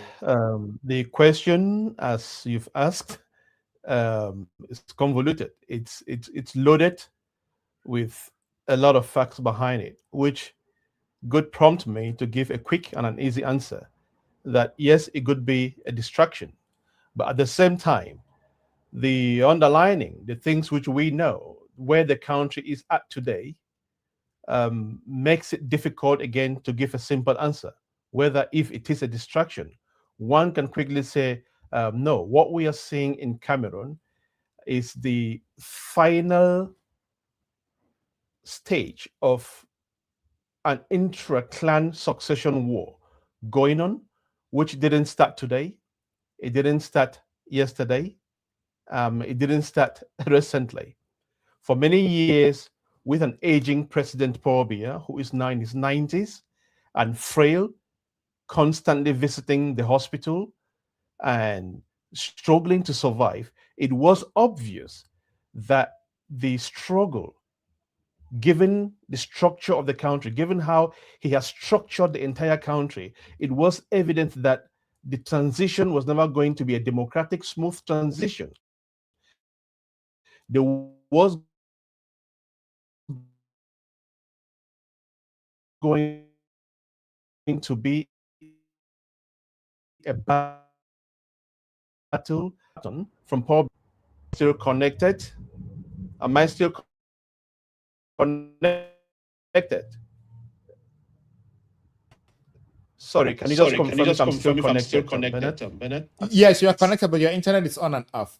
Retry, let's see what happens. All right, it seems you are frozen. Let me bring Dr. Nelson Aluya to tell us what he thinks about this. Nigeria has had a series of transitions. Cameroon has had just one. That was in 1982. The president resigned on grounds of ill health. He was quite young. I think he was 60-something years old. Now at 93, there is no question, there is no official communication about the president's age, frailty, or inability to perform. But Cameroonians think that Cameroon is facing a transition. And these intra-clan attacks appear to some Cameroonians as an intra-clan calculated strategy to distract Cameroonians that they are fighting amongst themselves while they are preparing for their succession. What do you think from your experience in Nigeria could be happening in Cameroon, Dr. Nelson? Well, like I said before, I'm African, I'm black. And whatever happens anywhere in Africa happens to me, it's a concern of mine. Cameroon is my, eastern neighbor, as a Nigerian.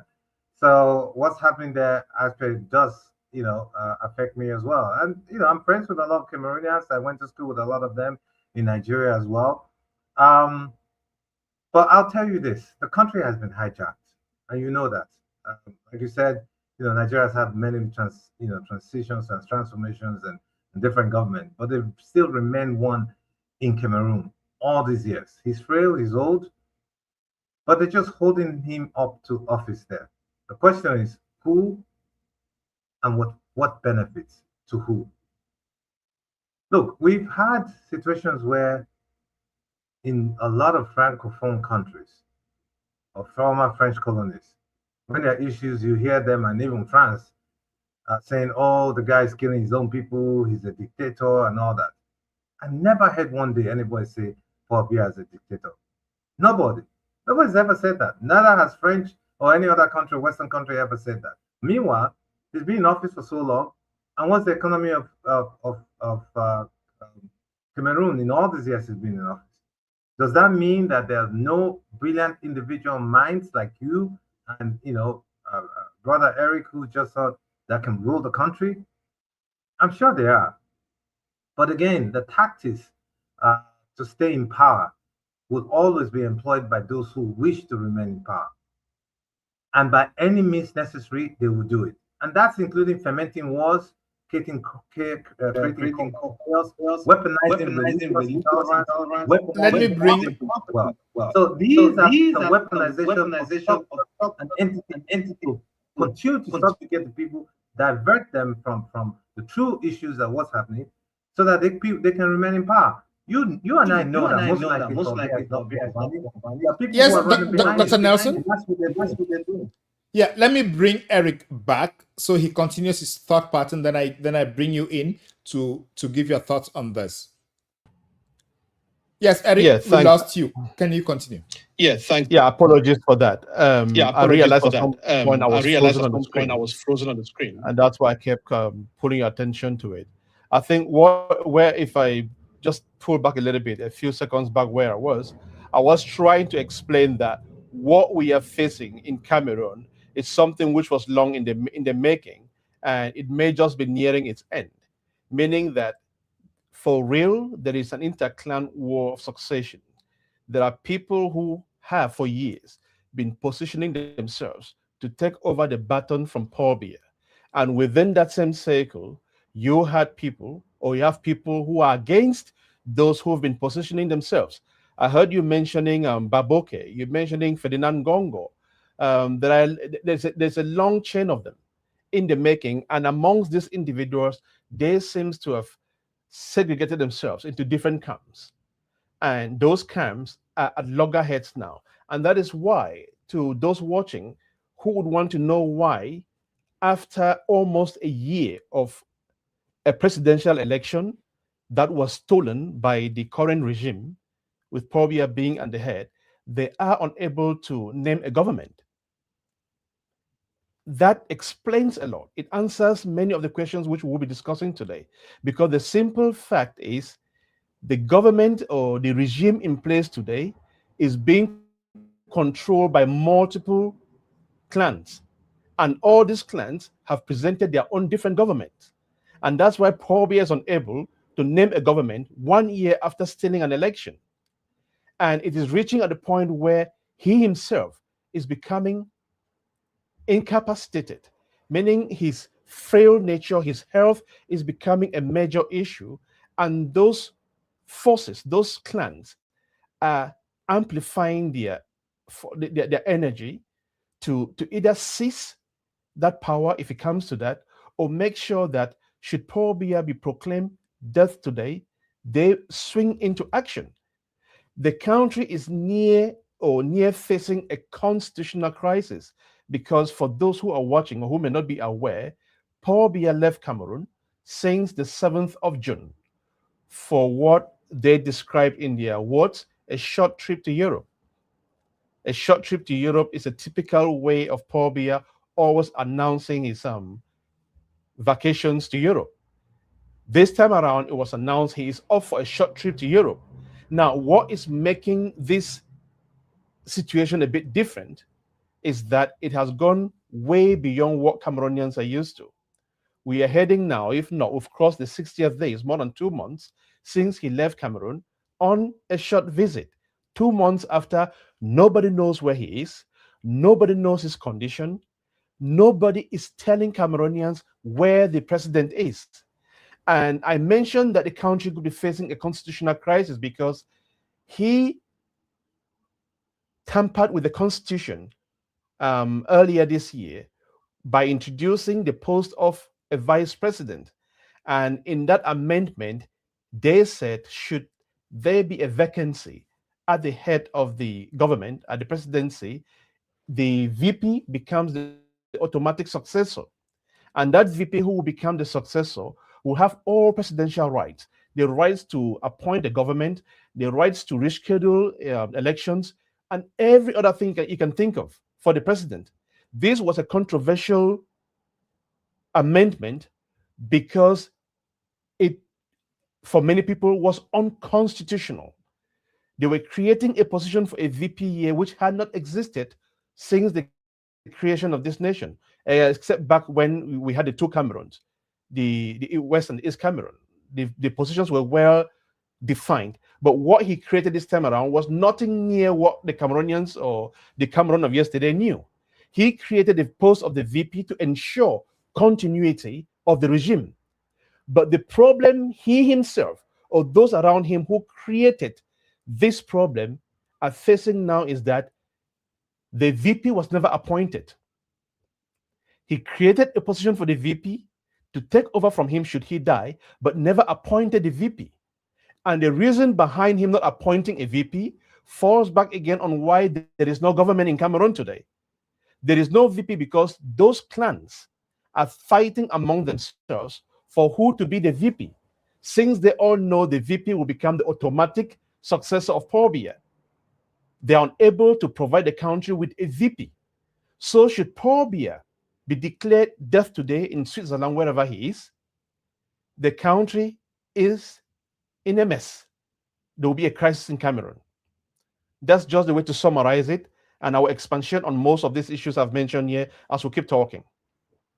Bennett. Issues. Three that I took note of. You say elections were stolen. Those are your words. Then there is no VP appointed yet. Then Paul Biya is leaving the scene as soon at any time because of his age. Now, Cameroonians are aware of these difficulties or challenges that you have named. What is a Cameroonian citizen here?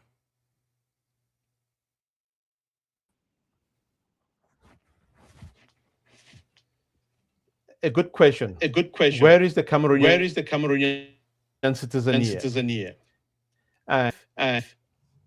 It's a question. That question pains me, Bernard, and I believe it pains every other Cameroonian, because where is the Cameroonian citizen? That's a question the world is asking, because in other countries, in other places, this will not be happening. But again, it only explains the disdain that this regime headed by Paul Biya has for Cameroonians. Cameroonians do not matter to these people. These people I'm referring to, Paul Biya, the government, and those surrounding him. The Cameroonian citizen, the Cameroonian people do not matter. But the question then is, why are Cameroonians letting all of this happen? It's a $1 million question, which I would give you a very clean answer if I had one, because everyone seems to wonder what Cameroonians are made of, because they've been pushed to the wall. They've been pushed to the extremes where you believe, you think that Cameroonians will decide to step in and announce themselves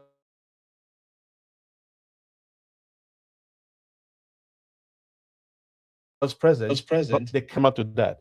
The country overwhelmingly voted for Issa Bakari Chiroma as their president. He was elected. The data doesn't lie. There is information all over to justify this fact that Issa Chiroma won these elections.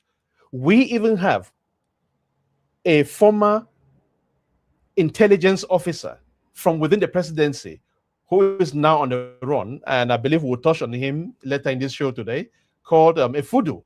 This was the head of intelligence within the presidency, confirming that Paul Biya lost the elections, that even within military barracks, Paul Biya was voted out. The question then is, why is Paul Biya and the regime still there? Where is the Cameroon citizen? That's that question, which I told you I wish I had an answer to, because something really isn't right. Absolutely, because when you look at examples from different countries, when there is such electoral or governance impasse, you have some stakeholders like the military, the church, opposition political parties, civil society organizations, and even the diaspora that work collectively to bring change or to de-escalate the situation. But we don't see that in Cameroon. Is the problem the citizens' failure to organize themselves, or is the problem the heavy-handedness of the regime? It's a mix. It's a mix. I would say it's a mix of those two. One, we have a very divided Cameroon. And this is something, it's one of the legacies that Paul Biya can proudly go into the grave with, that he has successfully divided Cameroonians to the point where they do not longer even see the collective need to work together for the good of the country and for themselves. He has divided the country along ethnic groups, political parties created along ethnic groups, where even when political leaders believe that there is a need for them to speak in one language and change things in the country, they choose to walk along their ethnic lines and their own political lines rather than working together for the good of the nation. This thanks to the ability of Biya and his regime to divide. The country is so divided to the point where citizens no longer see the need to work as a people. The terminology of we Cameroonians no longer exists because that we has been divided, and they continue to divide it as we speak to ensure Cameroonians do not unite and free the nation. So that's a legacy that Paul Biya can take credit for.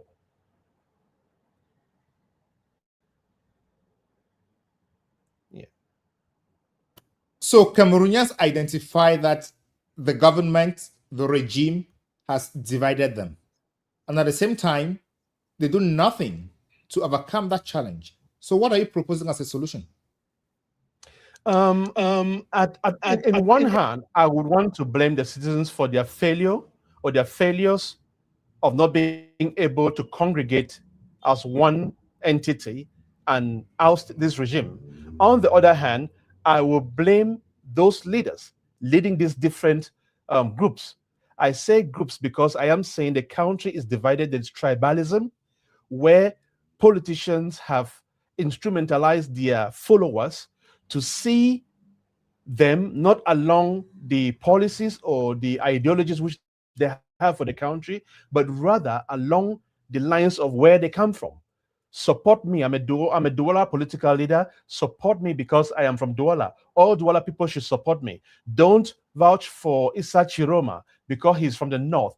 Even though Issa Chiroma won elections, you have those in the Bamileke saying, no, we are for Maurice Kamto. We have nothing to do with Issa Chiroma, even if all the data is showing that Issa Chiroma was the leader of the country, not to talk of the Bulus, the Yaoundés. This fragmentalization is what has crippled the political evolution of Cameroon. Tribalism.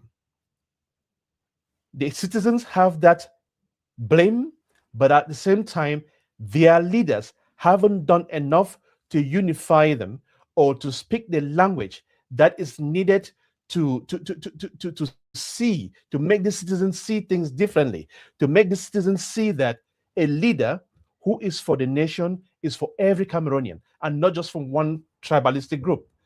If Issa Chiroma won the elections, he is coming in to build a government, to build a country that belongs to all Cameroonians and not just for Northerners. So what I am proposing is to start with the very political leaders, these opposition leaders, to start speaking to their followers. They should start seeing the need to come together as one force to oust this regime. Because I have said time and again on different platforms that there is no single political party or leader working alone that would oust this regime, because what they have done for 43 years is implant themselves across the nation. They have planted themselves even in areas that you may believe belongs to one opposition party. They have sown their seeds and ensured the country is divided. So the only way out is for these leaders to speak to their followers of the need to build one entity called Cameroon. On the other hand, the citizens have a big role to play. They should be educated to call on their leaders to say, see, we as citizens, you are the leaders of politics. It's for you, those leaders, to work together to free us from this nightmare which we are in. So it's a two-way. Thank you so much.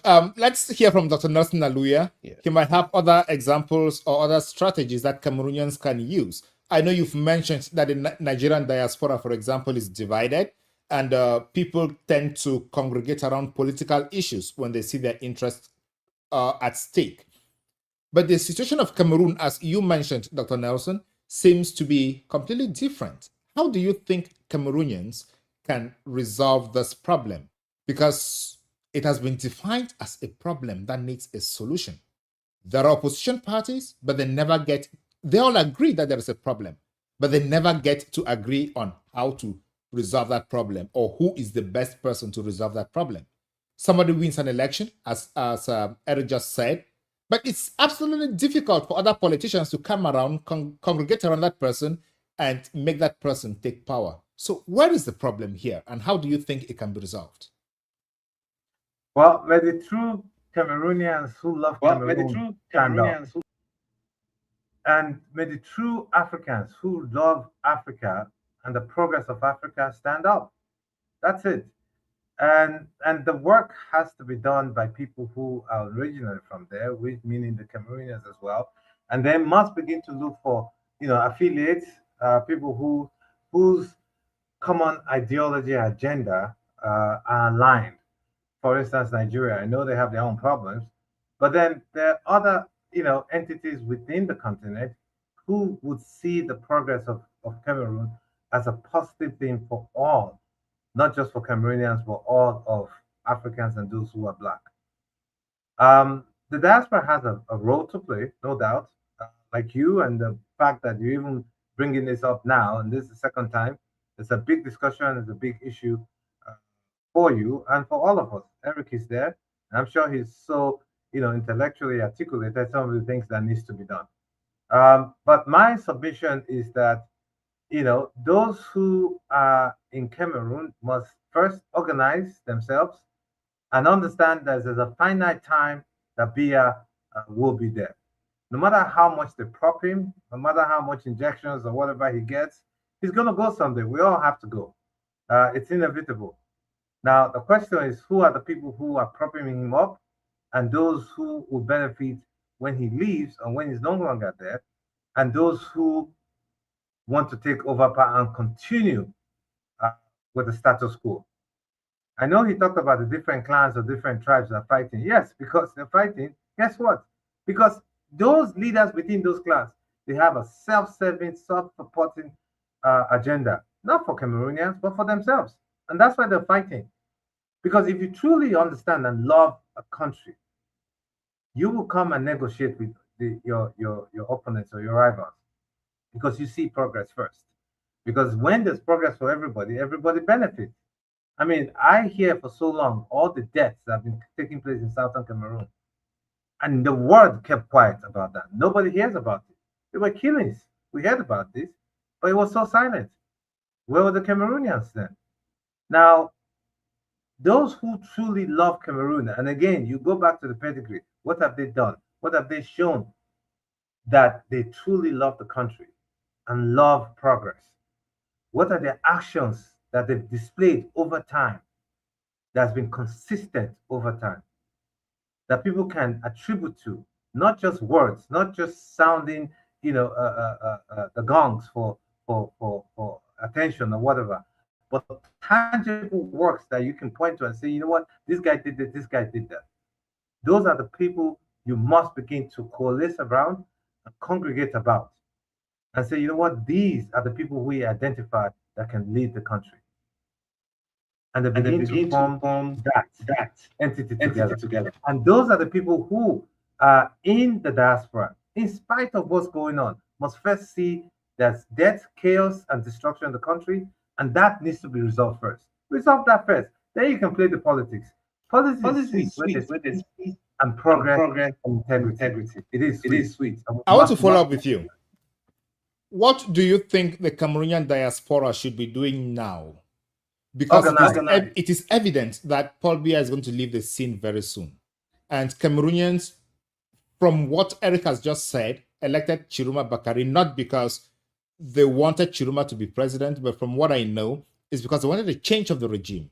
So what should they be doing now to position themselves as a force that can influence proceedings when Paul Biya bows out? They must organize. And in organization, they must have champions. Look, in every society, you've always had champions. Champions who are willing to take the bullet, take the, like they say, hold the bull by the horn. We've had champions.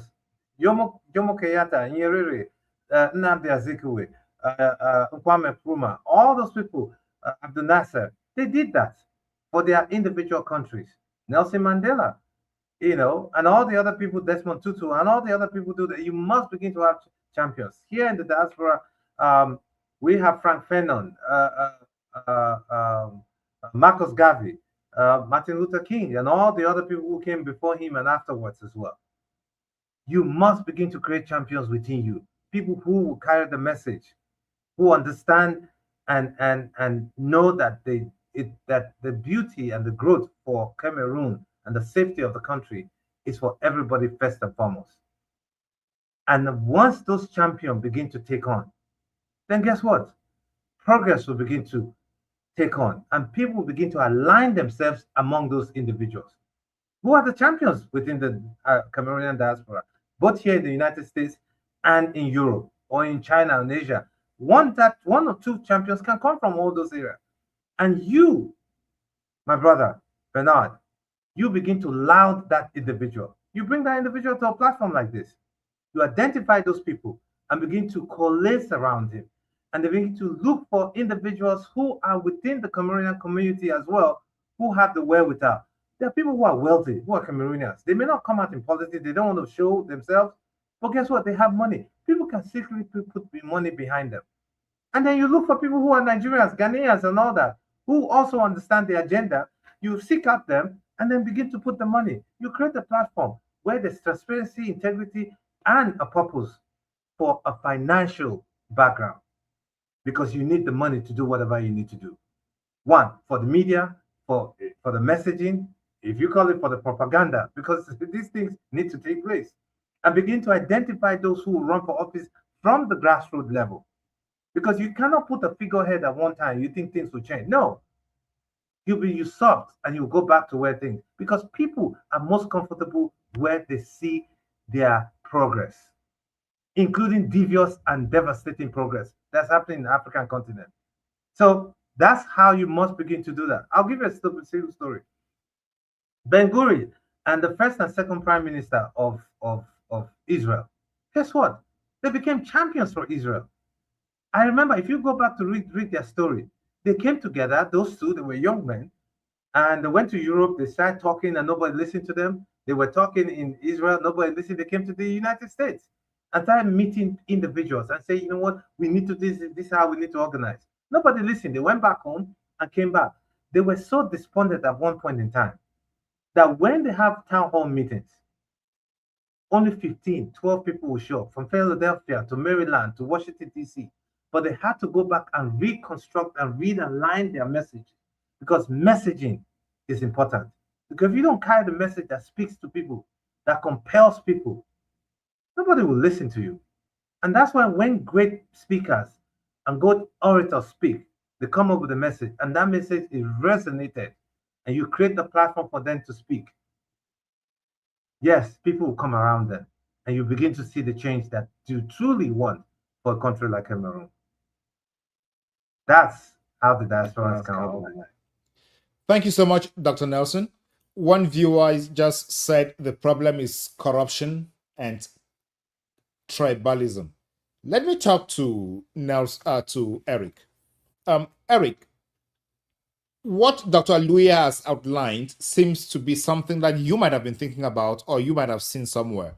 But let us go back down memory lane, not too far away from today. We had the Anglophone diaspora organized excellently between 2017 to about 2022. It collapsed. Do you think that type of organization could happen again, but this time for the national cause? Yes, I want to. Let me start first by thanking Dr. Nelson Aluya there, because he has highlighted some points there which are very useful and things to take home with. But I would say Cameroon does not lack those champions you're talking about. The Cameroon diaspora does not lack those champions. The issue with Cameroon is more peculiar. It's more worrying than what you would see in other nations or with other countries or with other diasporans. Take, for example, let me zero on what Bernard has just mentioned there, the Anglophone crisis and the role the diaspora, the Anglophone diaspora played in this struggle, which was very close to my heart. Cameroon, I would say since the 1960s, since the independence war and so forth, I do not think the country Cameroon, the entity Cameroon, has ever experienced anything close to what happened between 2018 to 2000, I would say 21, 22. I say so in terms of how, or the role which the diaspora, a fraction of its diaspora, the Anglophones in particular, organized themselves and almost brought that country to its knees. I say to its knees because at the peak of this struggle, had all the other forces or the other groups within the country seized on the opportunity which those who were focusing on the Anglophone crisis were doing, had they taken on that opportunity to join in or to create, amplify their own movements for the national cause. But thanks to the fact that the Anglophone organization was tackling this regime and bringing it to its knees, I believe there would have been a change in Cameroon. The change which we are struggling to see in Cameroon today would have happened because anyone, any observer who observed those crises very closely, who observed the progress of the Anglophone diaspora and the role which they played in terms of organizing themselves, financing the struggle, and creating leaders. What happened within that period, if it were replicated or if it were taken upon by the rest of the country and reproduced or rehashed at the national level, this regime would have fallen. Unfortunately, that didn't happen because everyone else saw it as an Anglophone problem. It was a problem for the Anglophones who wanted to separate the country. They ignored the fact that that situation could have, or it created an opportunity for them to learn, because there was a lot to learn from the Anglophone diaspora within that time frame. The organization, which Dr. Alula is mentioning there, was fantastic. But what happened? Let's look back on the Anglophones themselves. Despite all the excellent work, the good organization, the raising of funds, the financing that you needed for any struggle of this nature to succeed, they betrayed that struggle. They betrayed the same people who gave them all what they needed to move on and execute or champion the struggle. The leaders that you are referring to, or the champions that emerged as leaders of this movement, soon became the very problems of the struggle, because some became corrupt, money became a dividing factor, they started fighting one another, and as the leaders were fighting one another, so were their followers. Something that was a movement that had built and created enough momentum to shake this entity called Cameroon became self-destructive. And it took a shorter period to self-destroy than it took them to build. So while that case is a shining example on the ability of Cameroonians to organize themselves in the way my brother Nelson is referring to, it is also another good example to learn and see the mistakes that were made and avoid them should something re-emerge at the national level now out this regime. Yes, Eric. What proposals could you be putting on the table now for those who want to organize? I know Dr. Nelson has mentioned a few things. Are there any lessons you could be taking from the Anglophone crisis to share so that Cameroonians can start organizing themselves? Because whether it is the war of the Southern Cameroons or it is the election problem, the fundamental problem is one. It is the bad governance in Cameroon, and people want to get liberated from the current regime. So what are those proposals you could be putting on the table right now? One of the main proposals, a major one which I've also shared with members of the different Cameroonian groups that I'm involved, I keep saying is that one thing is key: identifying the fact that there is a common problem and everyone should see with that problem. And that problem should be change this regime. This regime should be changed.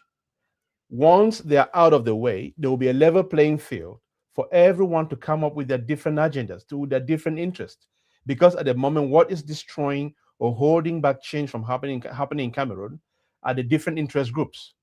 They are too divided. There is that tribalism I keep referring to.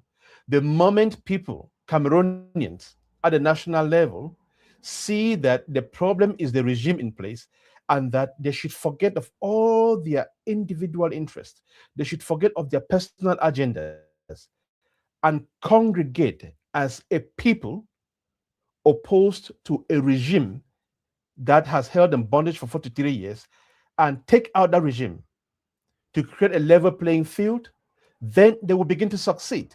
Because once that is done, the money is not the issue. Financing is not the issue.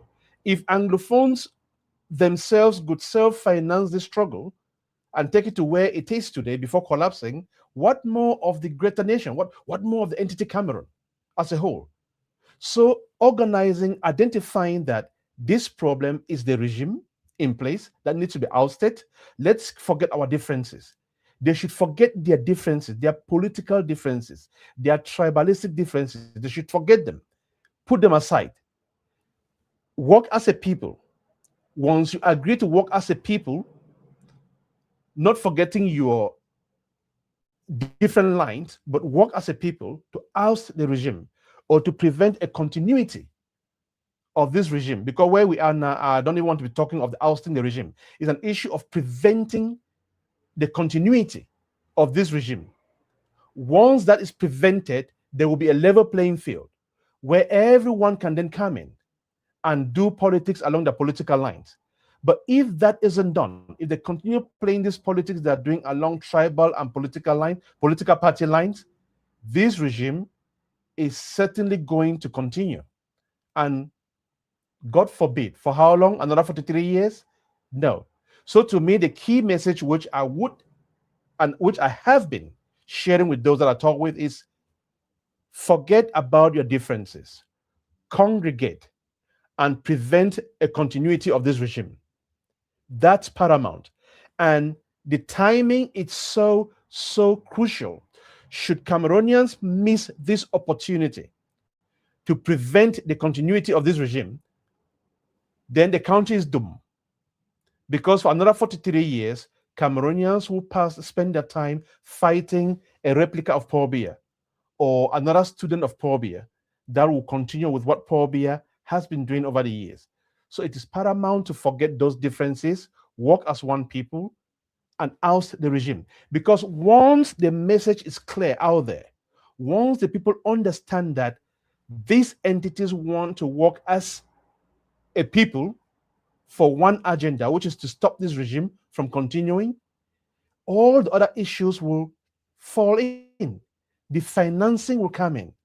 You have wealthy Cameroonians willing to sacrifice all what they have to get rid of this regime.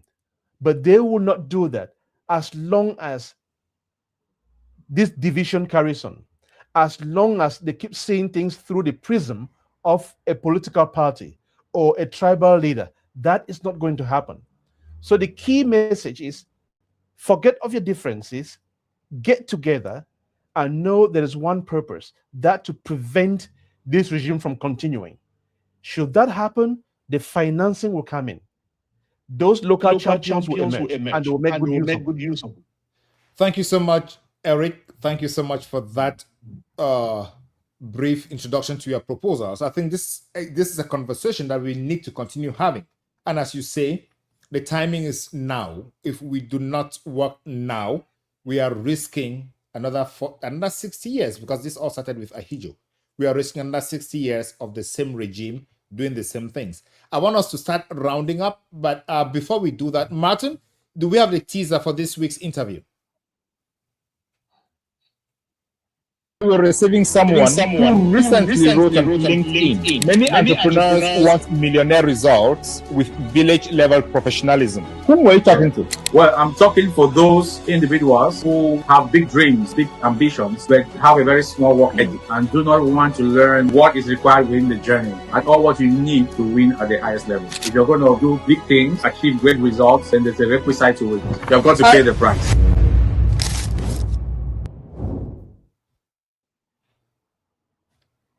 Thank you for that, Martin. Every Wednesday, we have premium quality interviews. One person sits down and talks to us about something specific. Last week, we had Dr. Oyeshile Charles, a Nigerian-American surgeon who has discovered another form of test for prostate cancer. And the conversation wasn't about that test only. It was about prostate cancer, how to prevent it, how to take care of it, and when should you go for your test. If you're a man, go watch that interview.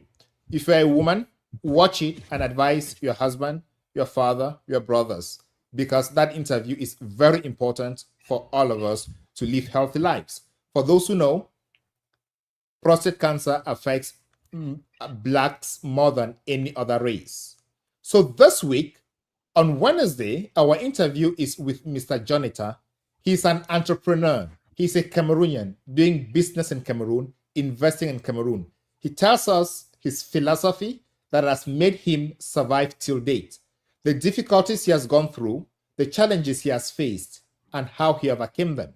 He's faced challenges and he has overcome them. And that is the business world. That is the world of success. So watch the interview on Wednesday this week because it is very, very important and illustrative.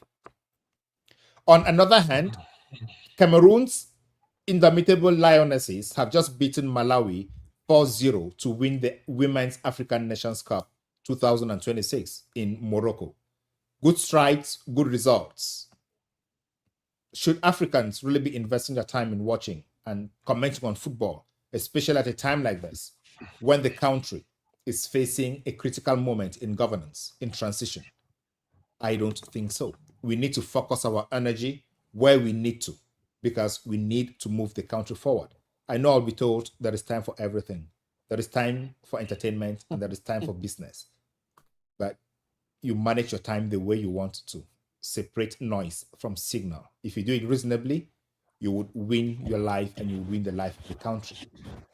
Let me have my two guests as we round up, as we end the call, so that we have take-home messages from you too. Let me start with Dr. Nelson. What is your take-home message to the viewers today, Dr. Nelson? That those who came together in 1960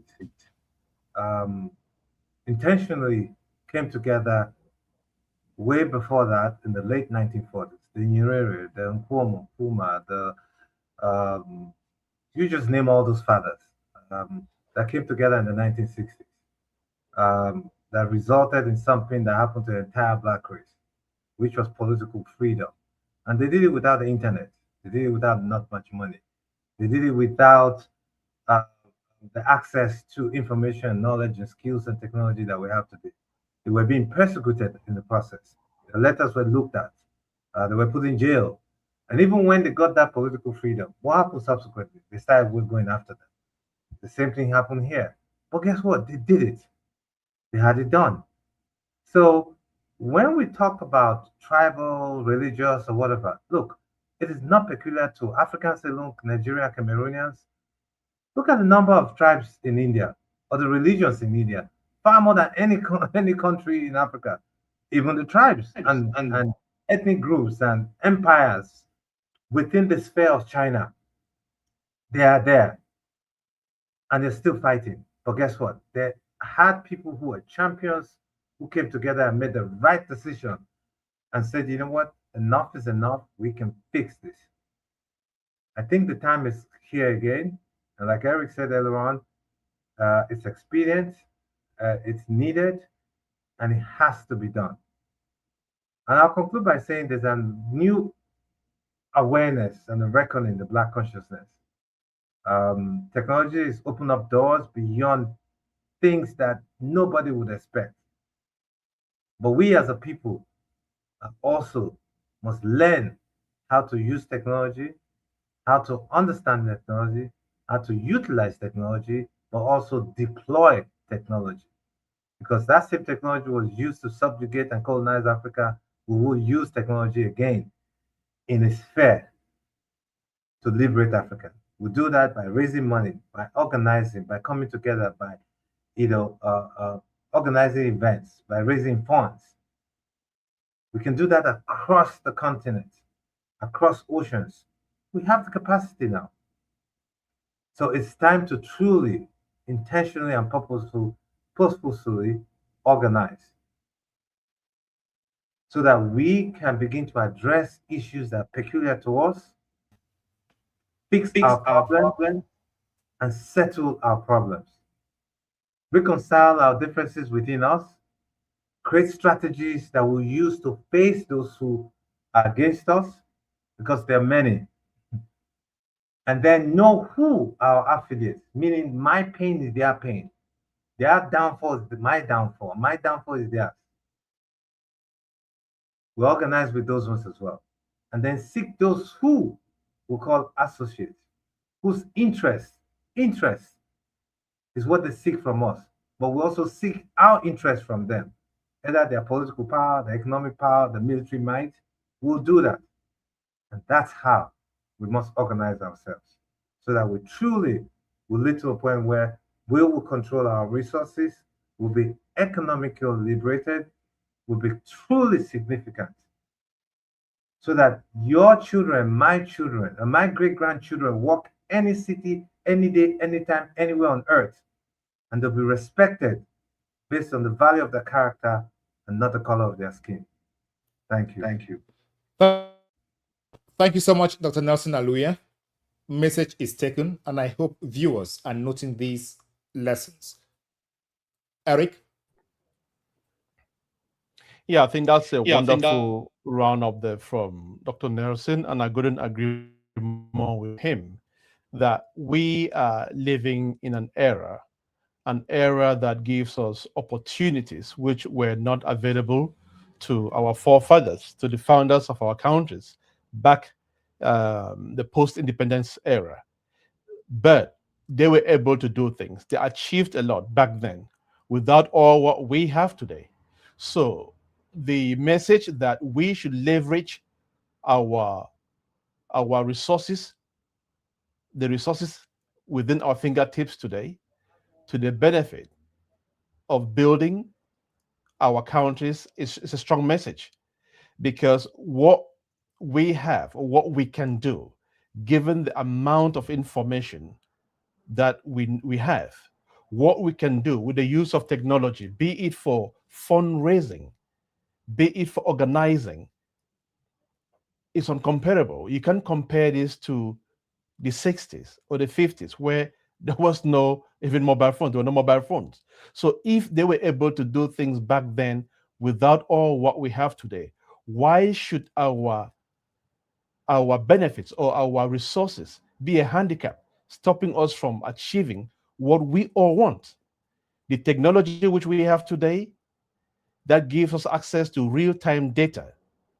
We saw, like for the case in Cameroon, for the very first time, Cameroonians were able to get results from the polling stations in real time. This was thanks to the internet. It was thanks to the organization. It was thanks to the ability to use technology and raise funds. So all of this put together are tools that we should leverage to make things happen. I am not speaking here not only for Cameroon, across Africa. We should leverage what we have today to make good of our nations. That's my last word. Thank you so much, Eric. Thank you too for joining the Africa's Uncomfortable Questions podcast today. And ladies and gentlemen, thank you so much for watching us. If you are still watching us now, it's because you are dedicated to a cause. The cause for the liberation of Africa, for the transformation of Africa, and for Africans to take their destiny into their own hands. For far too long, Africans have been shaped and have been taught to think they are victims, victims of a world that was defined way ahead before the continent of Africa ever had a name. That was then. We've had 60 years to transform all these. And as my panelists said today, the technology that was used to subjugate Africa is the same technology that Africa should use to liberate itself. Why can we not take advantage of what we have? The moment we stop thinking we are victims is that moment we start thinking about solutions to our continent's problems. And this is the moment. To my Cameroonian brothers and sisters, here is the moment, the defining moment, when we need to start putting every strategy into place to build a network, to build a framework that can leverage discussions or negotiations or whatsoever is at stake when the moment comes. It is not a time to continue recounting our difficulties or to continue recounting the examples of bad governance that have been demonstrated throughout the last 43 years. It is a time to take lessons, put those lessons into actions. You've heard my panelists give you excellent examples, excellent strategies to put together. What is important at this point is how do we do it? Next week, next Sunday, same time, same platform, we have other people discussing these strategies. This platform is not meant to simply recount and make proposals. We are building, and we are definitely going to build.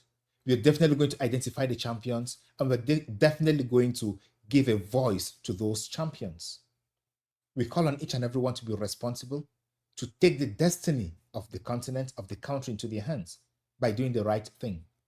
Organize, network, fundraise. No idea is irrelevant. No strategy is too small, and no one is inconsequential.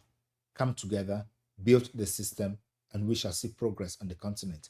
Are we not tired of living in filth, living in garbage, not having potable water to drink, not having hospitals, while those who are supposed to provide all these are living in Geneva?